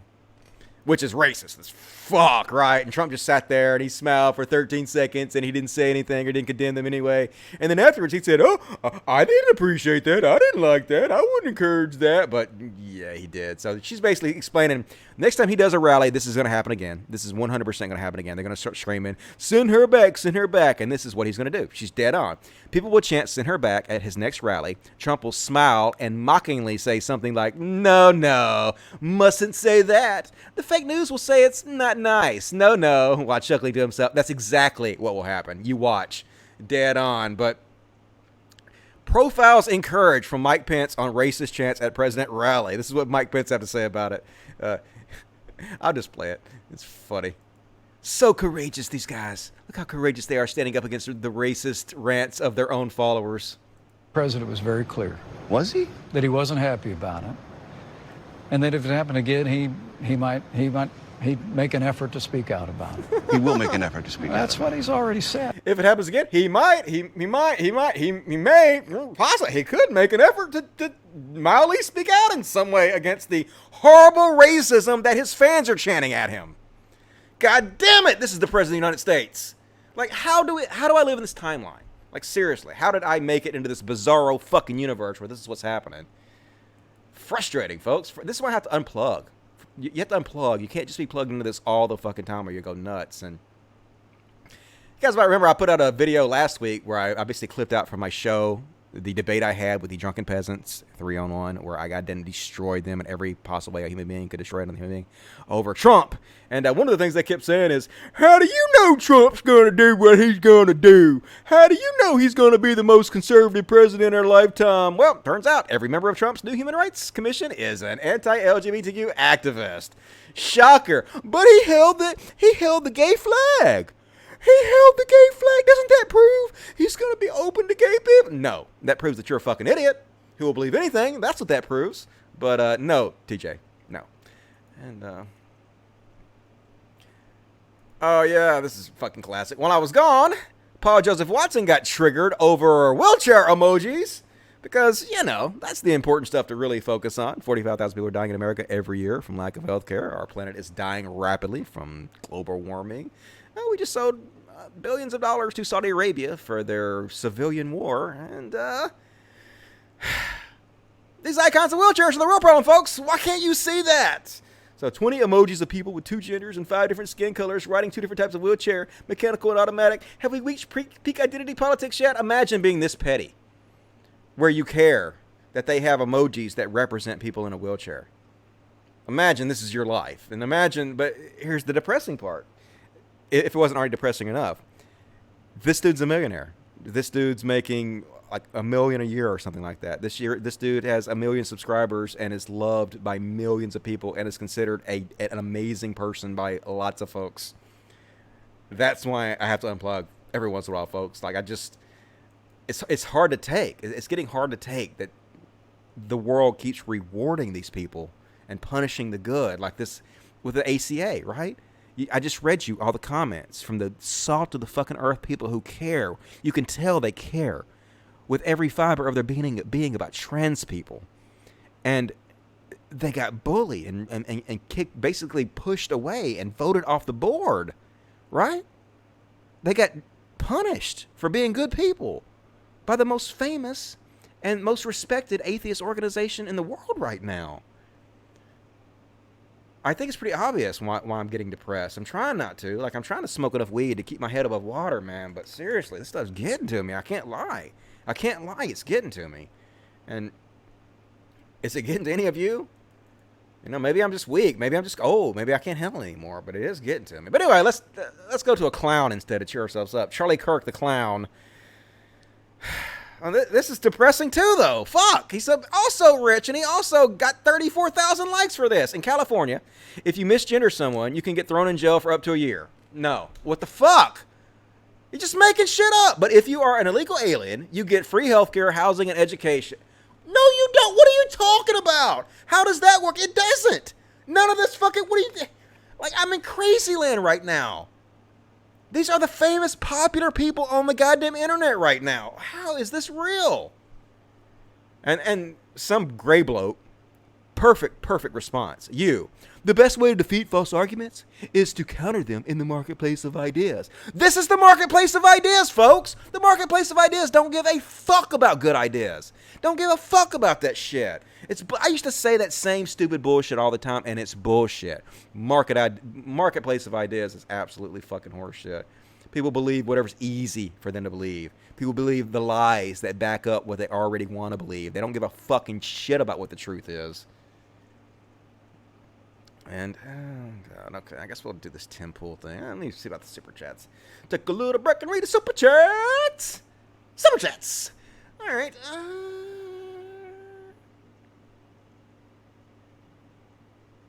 The Supreme King says, I missed the Matt Dillaunty part. What happened? Oh, God, dude. I talked about that for like 90 minutes. I can't... You just got to go back, dude. Thank you for the $1.99, but you really got to go watch it. Nick Candy, $2. Is there any conservative you respect, tolerate? Conservative I respect and tolerate. I think my mom is kind of conservative. And we don't talk politics anymore because it's depressing. Everything's depressing these days. But she's such a good person. She's such an amazingly fucking good woman. And when it comes to politics, she's kind of a piece of trash, man. I hate to say that, but she likes Trump. And no matter how fucking evil he is, I can point out to her the most evil shit in the world he does, and she'll smile and say, good, he should do that. She gets like this evil grin in her eyes. And I'm like, holy fucking shit, dude. This is a woman that I love more than anything on earth. She's probably the best woman I've ever met in my life. The most caring, empathetic, loving woman I've ever met in my life. Would do anything for anybody. Literally works her ass. She's like 65. She should be retired, but she still works a job so she can support my sisters and stuff and help them out and help out their kids and stuff. That's the kind of woman she is. But when it comes to politics, she's like evil. It's like really strange. So, I don't know. Good question. Ford 8484, $2. Going back between you and the serfs on Twitch. Well, fuck you! Where's your loyalty, man? Make a choice and stick with it. D-Dog 2015. Of course, PJ was a millionaire. He's a con man and a soy pill salesman. Yep. And most people don't know that Paul Joseph Watson is like pushing 40. He's like, I guess, mid-30s. He's been doing online propaganda conspiracy theories for nearly 20 years now. He's been working for Alex Jones, I think, for 18 years. So people look at him, he looks so young, and they think, oh, he's just a Johnny-come-lately. No, that dude he's like a lizard, man. He's been around for fucking ever, lying to people and spreading propaganda and hatred towards everybody. But a lot of it recently is towards immigrants and brown people, just like the racist goddamn shithead he is. So anyway. Love Hope says, thank you for standing up for people who need it. I appreciate it. Like, as long as you guys keep supporting me, I'll keep doing it. Like, I love it. I love doing this. Not enough people are doing this, and we're losing so bad. It's ridiculous. But at the same time, I kind of like losing. I mean, that sounds weird, but I kind of like being the underdog. I like having like a billion people to fight, because fuck that. Fuck all you dudes. You know, if you're evil, I want to fight all of you. It's fun. So thanks for the support. I really appreciate it. Dim302, lurk and like. All right, appreciate that. Lurk and like all you want. Thank you for the money. D-Dog 2015, you want to know how we can eliminate illegal immigrants? Amnesty and open borders. Yeah. I'm growing more and more favor of that every day. Not open borders. I'm not totally in support of open borders, but much more open borders, yes. This country can definitely support way, way, way more fucking people than are already in this country, so bring them on. Let them live the American dream, man. I live in Mississippi, and there's room for people all over the fucking place here. Hell, I live in a 3,600 square foot house, just me and my girlfriend, right? We have like an acre here, and I live in town, man. I used to live out in the fucking Ozark Mountains. I had 40 acres to myself. 40 acres to my fucking self! You know how many motherfuckers you can fit on 40 acres? A bunch. So there's plenty of room for everybody. Bring them on. So I guess we're going to talk about Tim Pool a little bit. Time to shit on Dim Tool. If you guys had Tim Pool on your bingo card, be sure to check him off. So, Tim Pool finally did it. He finally spoke out against Trump in a meaningful way. Finally said something I agree with him about. This is a video. I'm not going to watch this video from, this is from the Progressive Voice. I actually went on this guy's show. I like him. He does a good show. If you guys haven't checked out his show, I think you should check it out. But I'm just going to steal what he says here, though, and not actually watch the show. So Donald Trump put out this tweet. So interesting to see progressive Democrat congresswomen who originally came from countries whose governments are a complete and total catastrophe, the worst, most corrupt, and inept anywhere in the world, if they even have a functioning government at all. Now, loudly, and of course, he went on to say, you guys know the tweet, he basically wanted to say that you guys should go back to where you came from. Go back to where you came from. The same thing the KKK has been saying to people forever, which is racist bullshit. So Tim Pool actually spoke the fuck out about it. And I'm proud. I was proud of him for a second, but you'll see. It didn't last. Possibly Trump's stupidest tweet, and a good example of why I'd never vote for him. Yeah, bullshit. Tim Pool's going to vote for Trump. He's bullshit. Not only is it completely absurd to tell Americans to leave America, it does literally nothing to heal the ever-increasing divide. On the contrary, he just made it substantially worse. Yes, Tim Pool. Yes. Fucking yes. Here's the you, Tim Pool. But guess what happened? His fucking fans turned against him. He got fucking ratioed hard, man. They fucking whipped his ass on there. They're so disappointed in him. All the people that liked him and said they agreed with him are people that aren't his fans. They're like, damn, Tim, you finally said something we agree with. And, of course, he does nothing but attract right-wing chuds, so they hated it. They fucking shit all the fuck over him. So after they shit all over him, guess what happened? Guess. I bet you can't guess. Yep. I caught it. The one time Timcast tried to show he had a spine and opposed Trump, his followers attacked him, and he instantly goes, no. Trump didn't say something deeply racist. He's playing 4D chess. See, guys, I didn't attack the God King. Yep, immediately he changes his opinion. Immediately fucking he changes it. Leftist media think they expose Trump, but still get played for fools.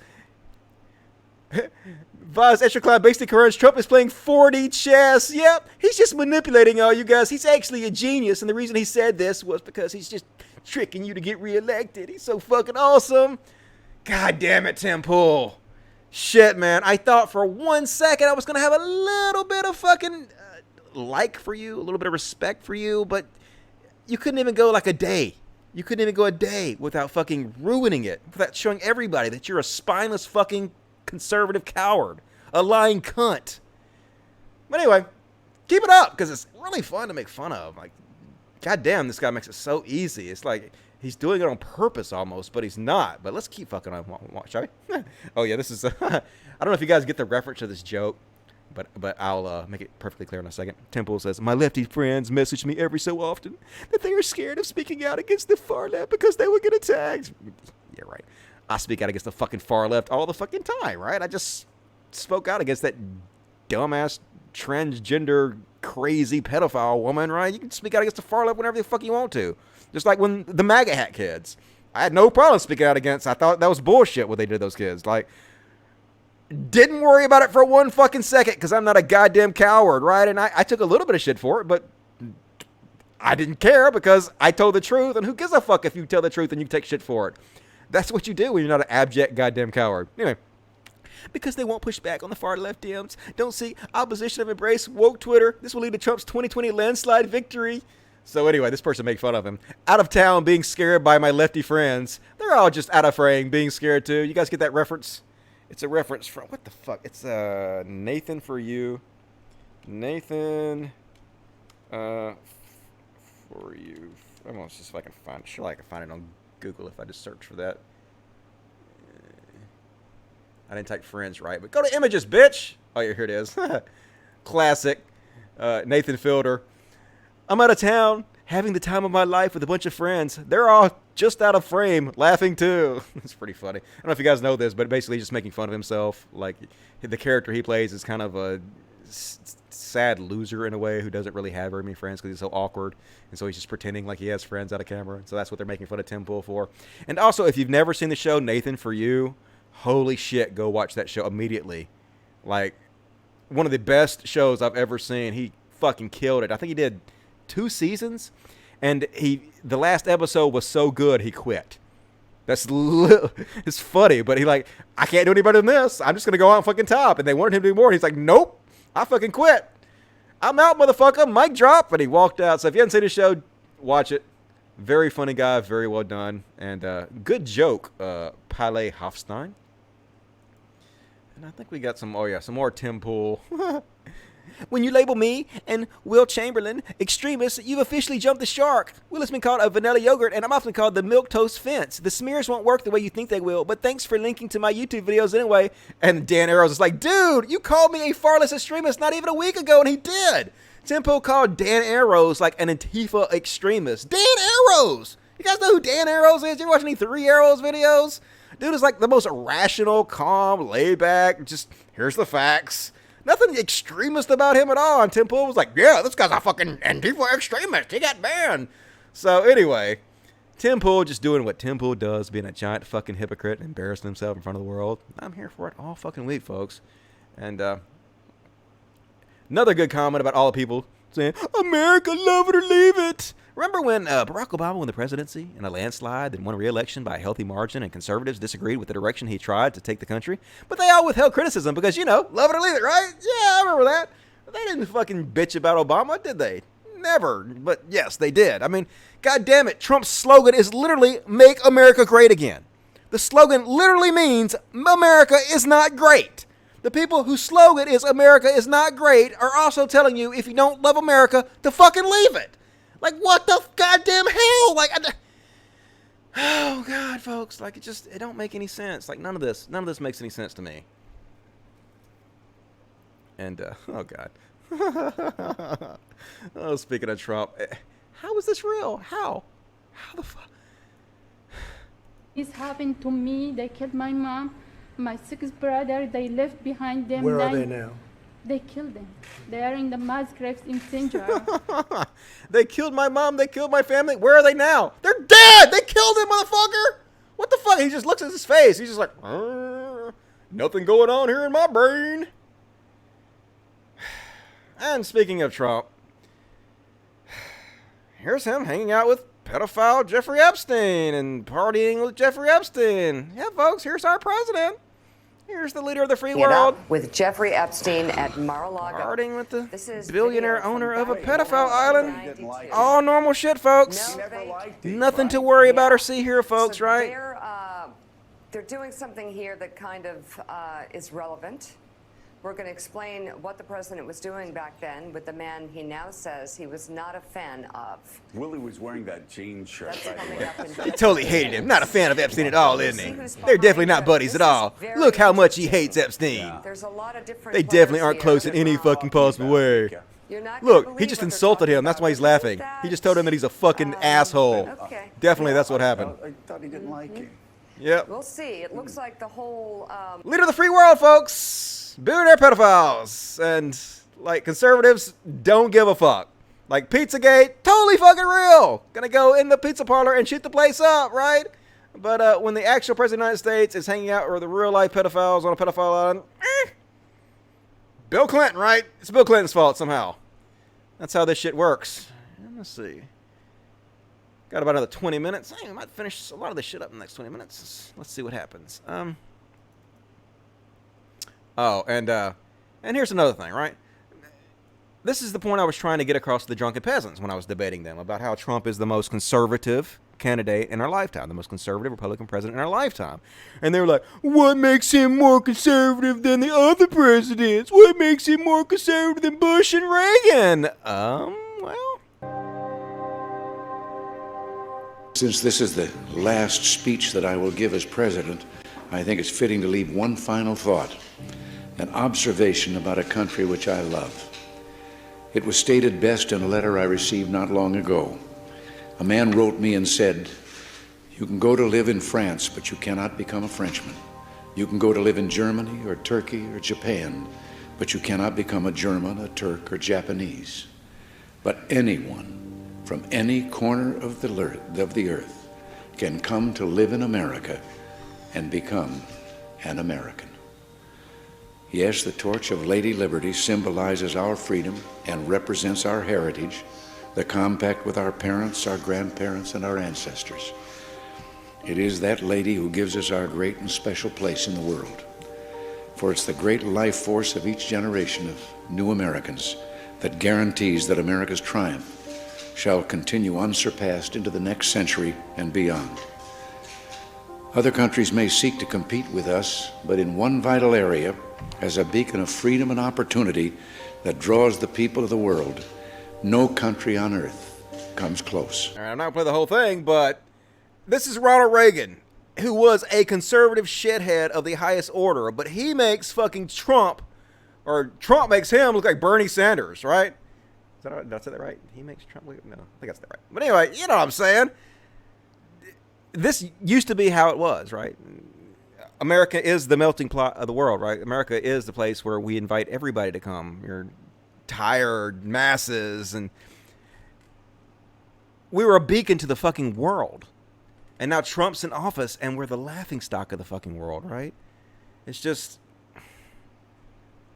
I guess I won't say depressing again, because it is depressing, but I long for the days of Ronald Reagan, and that's fucking insane. How could it be that we long for the days of Ronald Reagan, who, with his trickle-down economics and what he did to the gay people and AIDS and just every fucking thing, man, and it's worse than it's ever been. Just craziness. Anyway, that's what I was talking about, drunken peasants, when I was saying that he was the most conservative president in my lifetime. This is what I'm comparing it to. I'm old, and so I remember Ronald Reagan. I remember George Bush, and I was reading what Trump said he was going to do, and it was the most conservative thing I ever seen, and I said so, and you guys shit on me pretty hard for that, didn't you? That's okay. I forgive you. I just want you guys to know that I forgive you, and I love you anyway.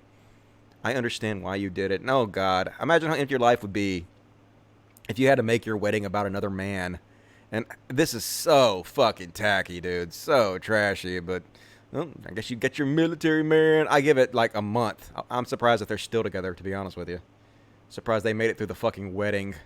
But I don't know. That may be mean on my part. And, man, the institution of science is so fucking corrupt. Harvard scientists, professors kept meeting with donor Jeffrey Epstein despite his sex offender status.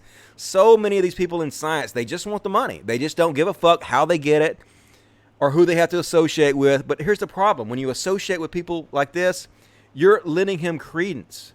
You're giving him your rub by letting him hang out with all these famous scientists and shit. All these really respected people. You are lending him your respect. You are lending your respect to pedophiles. So, yes, I know science is very important. Yes, I know you're doing good work and you need that money. I get it. But here's the thing. If you have to take it from pedophiles, maybe it's not fucking worth it. Maybe if you have to attach your name to fucking pedophiles to get it, maybe whatever you're doing should be achieved some other way.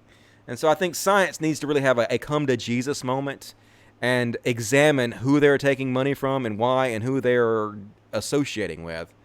I hope this is a wake-up call for them, but we'll see what happens. And this is terrifying. I don't know if you guys saw this shit or not, but yeah. You think cops are assholes now. Imagine while they're flying above us with AR-15s.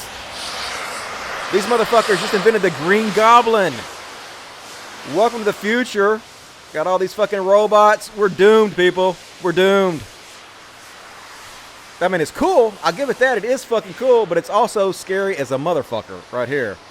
And, but although, you know, this is kind of really unnecessary. All you really need is flying drones. You don't really need anybody manning the drones. So while that is cool and all, don't know how useful that's going to be. When it comes to killing us all, they'll probably just use, robotic drones where some dude will be sitting out in a trailer, in an air-conditioned trailer in the desert of Arizona, murdering us all through his keyboard. So at least we have that to look forward to. And a lot of fucking people sent me this clip. This was when I was gone. I got sent this clip by 5 different people. And I guess because it mentions Shoe on Head. And I'm trying not to talk about Shoe on Head so much because I'm tired of her.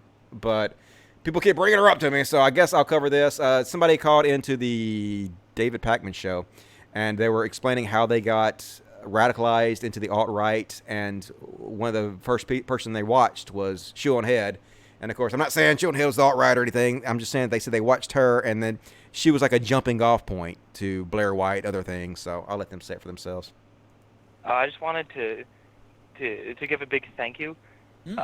Because you and Kyle Kalinske really helped pull me out of a really far right place that I had been over the past few years. How'd you get into that far right place?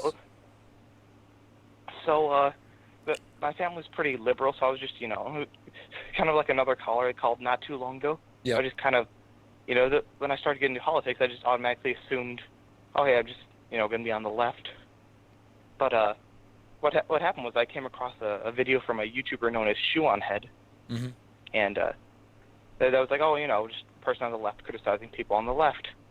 But then from her, I got to Armored Skeptic, her boyfriend, now fiance, I think, and from him, I got to Blair White, and it just kept going down this rabbit hole until eventually I was watching Stefan Molyneux and Lauren Southern, and eventually, I watched a video by T.J. Kirk where he references Kyle Kalinske. So I went to watch him, and in the recommended of the video I was watching from him, I got a video from you, and I was watching you two for like the past 6 months.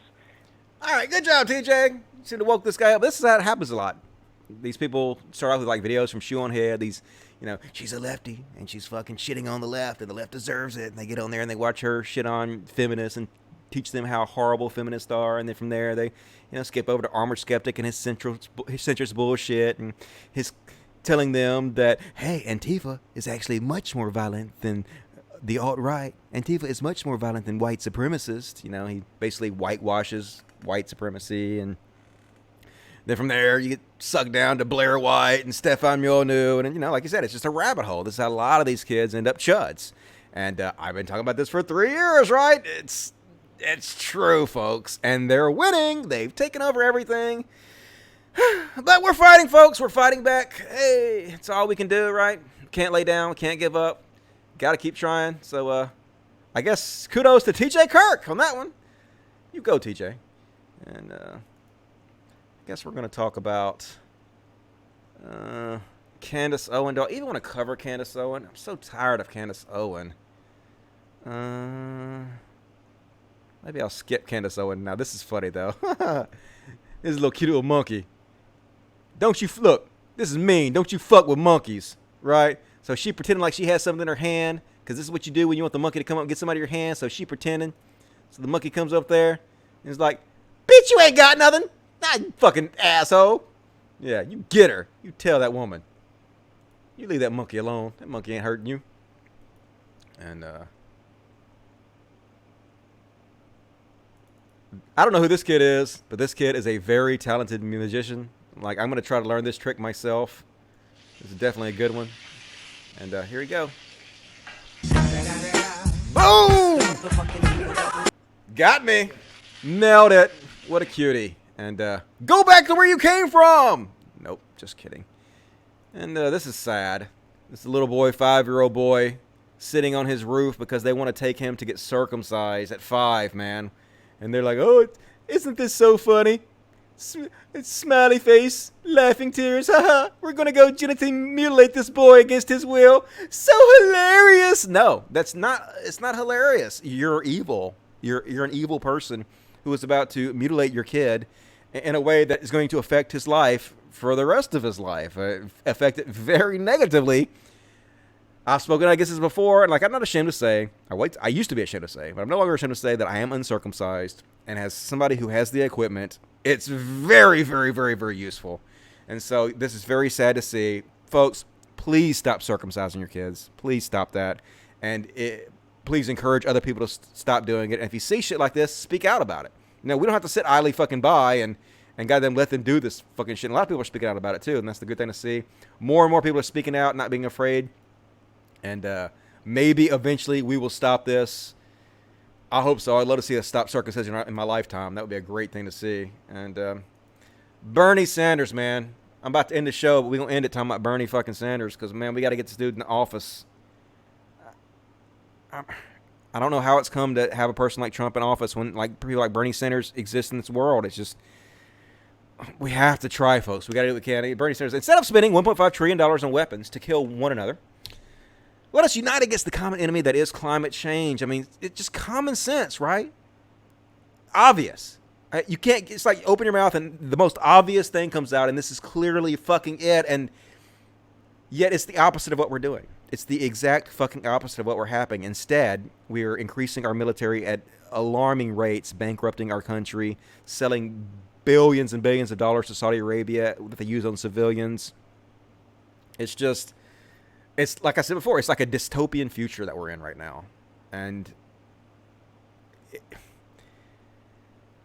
I've been talking about it for years, how we got here, man. I tried so hard to keep this from happening, and it's really sad that I couldn't, but I guess all we can do is use that sadness and use that frustration to fight harder, but after a while, it just has a way of beating you down and just makes you wonder, is it worth saving? Are people worth saving when they're so fucking stupid to elect somebody like Donald Trump over somebody like Bernie Sanders? Is it even worse? I mean, I know it wasn't everybody. It was only a few people that elected him. It was a minority of the population, but shit, like, I'm starting to wonder if humanity deserves to survive Trump. That's how bad it is. And speaking of Bernie Sanders, he should be tried for murder because he just murdered this person right here. Let's watch it. In 1974, you said that busing policies were well-meaning in theory, but sometimes result in, quote, racial hostility. What else did I say in that? Tell me. No, you got it there. Read it.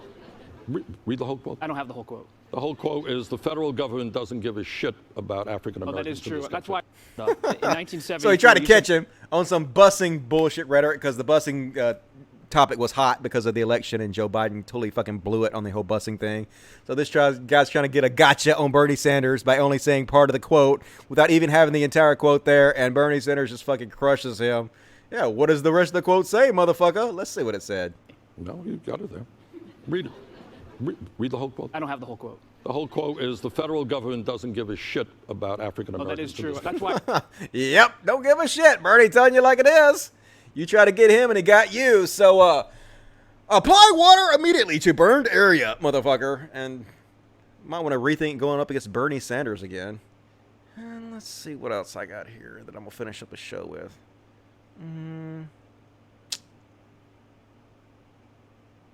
Oh, God. This is one of those how is this real life things. This is a Diamond and Silk. Nancy Pelosi said the words that the president used were racist. But those same words are in the dictionary. Does that mean the dictionary is now racist? Should all dictionary be banned since Democrats are offended by words? What the? I don't even know what to say about this. You can't even make jokes about this because it's already a joke. No joke you can make would be dumber than this. What could I say that would be dumber than this? I mean, yes, saying words are racist. Saying racist shit is racist. I don't even.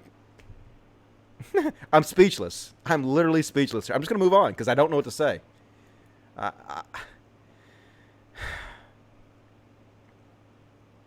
right, we'll finish up with this one. One more. I'm starting to get loopy, folks. Like, it's just too much stupidity for me. Like, if you want to know why I took a week off, it's because, like, it's overwhelming. Being plugged into this shit all the fucking time is overwhelming. So, here's Stefan Molyneux. In response to German Chancellor Angela Merkel. Ever criticize Islam's view on women? Of course not. Socialists only hate Christians, not actually oppression. So, he's literally calling Angela Merkel here, a socialist who hates Christians. She literally is the leader of a conservative Christian fucking party. Like, the truth doesn't matter. Reality doesn't matter. Facts doesn't matter. It's all malleable, right? We're in the post-truth society where it doesn't. All that matters is you say whatever you have to own the libs to your fucking audience of chuds, and they support you and they love. Look, I wish I could have seen how many likes he got for this, but I'm sure it was thousands, right? Because that's how this shit works. Because the truth no longer matters. All that matters is being petty and shitting on your opponent, and to these people, making liberals look like the caricatures you painted them out to be. And I just wish everybody could see fucking through this shit, but they're not. We're not winning. We're losing. I don't know what to do about it, folks. That's the thing. I don't know what to fucking do about it. I'm doing what I can and shit, and but I wish I had better answers, and I don't. I'm real frustrated. I know it's showing, but I don't know how to not make it show because it's real. What I'm feeling is real. Anyway, final super chats. D. Gonin, $5. Hopefully those heroes who resigned from the ASA should band together and start a new organization. Hopefully, and they might start one, but I mean, some of them there for like 20 years, right? Some of them there for over a decade. Some of them put their heart and their soul and their blood and their tears and their money into that, and they're not going to build anything up like that. A lot of them are disheartened. They're not going to go through that again. Why would you? Why would you go through the trouble to build something like that again just when you know it can be taken away so easily by just the biggest shitheads in the world? And the people that you trust to run the place, like Matt Dillaunty, the people you trust to protect you from the bullying and harassment, the people that are supposed to stand up for the human rights of the people that you all agreed are supposed to be the ones we protect, they're the ones issuing this in and causing it to happen and betraying you. Why would you want to build something like that up again when you know that could happen again? And you wouldn't. A lot of them are so disheartened. You can tell. You can read in their words how disheartened they are by it. And I so feel for them. I know I'm real proud of you. And I know what you're going through. And I'm sorry. I'm sorry Matt turned out to be a giant piece of shit. I'm sorry it happened like this. But thank you. Like, thank you for not just standing there and sitting there idly by and doing nothing while this happened. Like, you're heroes, at least. I know that's minor comfort. And that's what I found out. Like, when I told the truth 3 years ago and I got shit on heavily and lost so much of my audience, I learned that telling the truth doesn't help you as far as... you get punished for it. You get punished in our society for trying to do the right thing a lot, and it's hard, but it's worth it. So thank you guys for doing that. All right, 48044, we live in a Simpsons episode. Yeah, I know. Simpsons totally fucking predicted Trump's presidency. It's creepy as fuck. D-Dog says $15, $20. Thank you for that. 20 pounds, actually. Senor Trump, tear down this wall. Hell yeah, tear down that Trump immediately, please. And another $10 from D-Dog. One of the characteristics of fascism, supremacy of the military. Even if everything else is collapsing, there's always more money for that. Yeah, there's always plenty of money to kill people. You know, like I always say, 45,000 people die every year for lack of health care, but there's always fucking money to kill people. That's what America's always been about. You know, we want to pretend like we're such a noble, heroic, decent people. And in many ways we are. In many ways we are. And in many ways we're fucking evil. And in many ways our country is still this goddamn scum of the earth. But all we can do is fight, folks. That's all we can do, right? Anyway, I'm thoroughly depressed after this episode, folks. I don't know if you can tell. I'm going to go smoke a joint and relax and try not to think about it for a while. The shitty thing is it's like, what is it? It's Monday, right? So I have another show in 4 days. So to get another 50 topics for the show, I have to plug back into the shit immediately and just start diving right back into it. So it's tough, but I'm going to do it, folks. I'm going to keep doing it. I'm going to stick with it. I'm not going to give up. I'm not going to get too frustrated. I'm not going to let them beat me down. I'm not going to let the bastards win. I'm going to fucking keep it up. And hopefully you guys will stick with me, and hopefully you guys will, continue to support me. And if you want to, please consider becoming a Patreon on my Patreon, my CODcast Patreon. It's patreon.com/CODcast, or buy a shirt from Teespring. Got all these cool designs and a bunch of fucking colors, and you'll be the first in your neighborhood to look like a goddamn badass with me on your chest pouring soy milk all over my face. So that would fucking rock. And so I guess that's it, folks. I love you guys. I love you so much. I thank you very much for joining me. If you enjoy the show, please consider supporting it. Please consider sharing it. That would be great. Like, if you guys are on, like, Facebook or Twitter or social media and forums, just share the shit. Just say, hey, Dusty's doing a good program. One of the best podcasts in the fucking world. He's talking about important shit. Go watch it. That would be nice of you guys. I'd appreciate it. And also, like, please, like, when the video's done, come back and leave a comment. Like, right after I end the video, it will upload to YouTube. Come back and leave a comment, right? Kind words are like a form of currency, and they go a long fucking way. I get so much shit on that a little bit of kindness goes a long way to help me feel better about all this. So anyway, love you guys. Thank you very much for joining me. I really appreciate it. I'll see you guys Friday, 8 p.m. Central, 9 Eastern for Filter Friday. Really appreciate it, dude. Night, guys.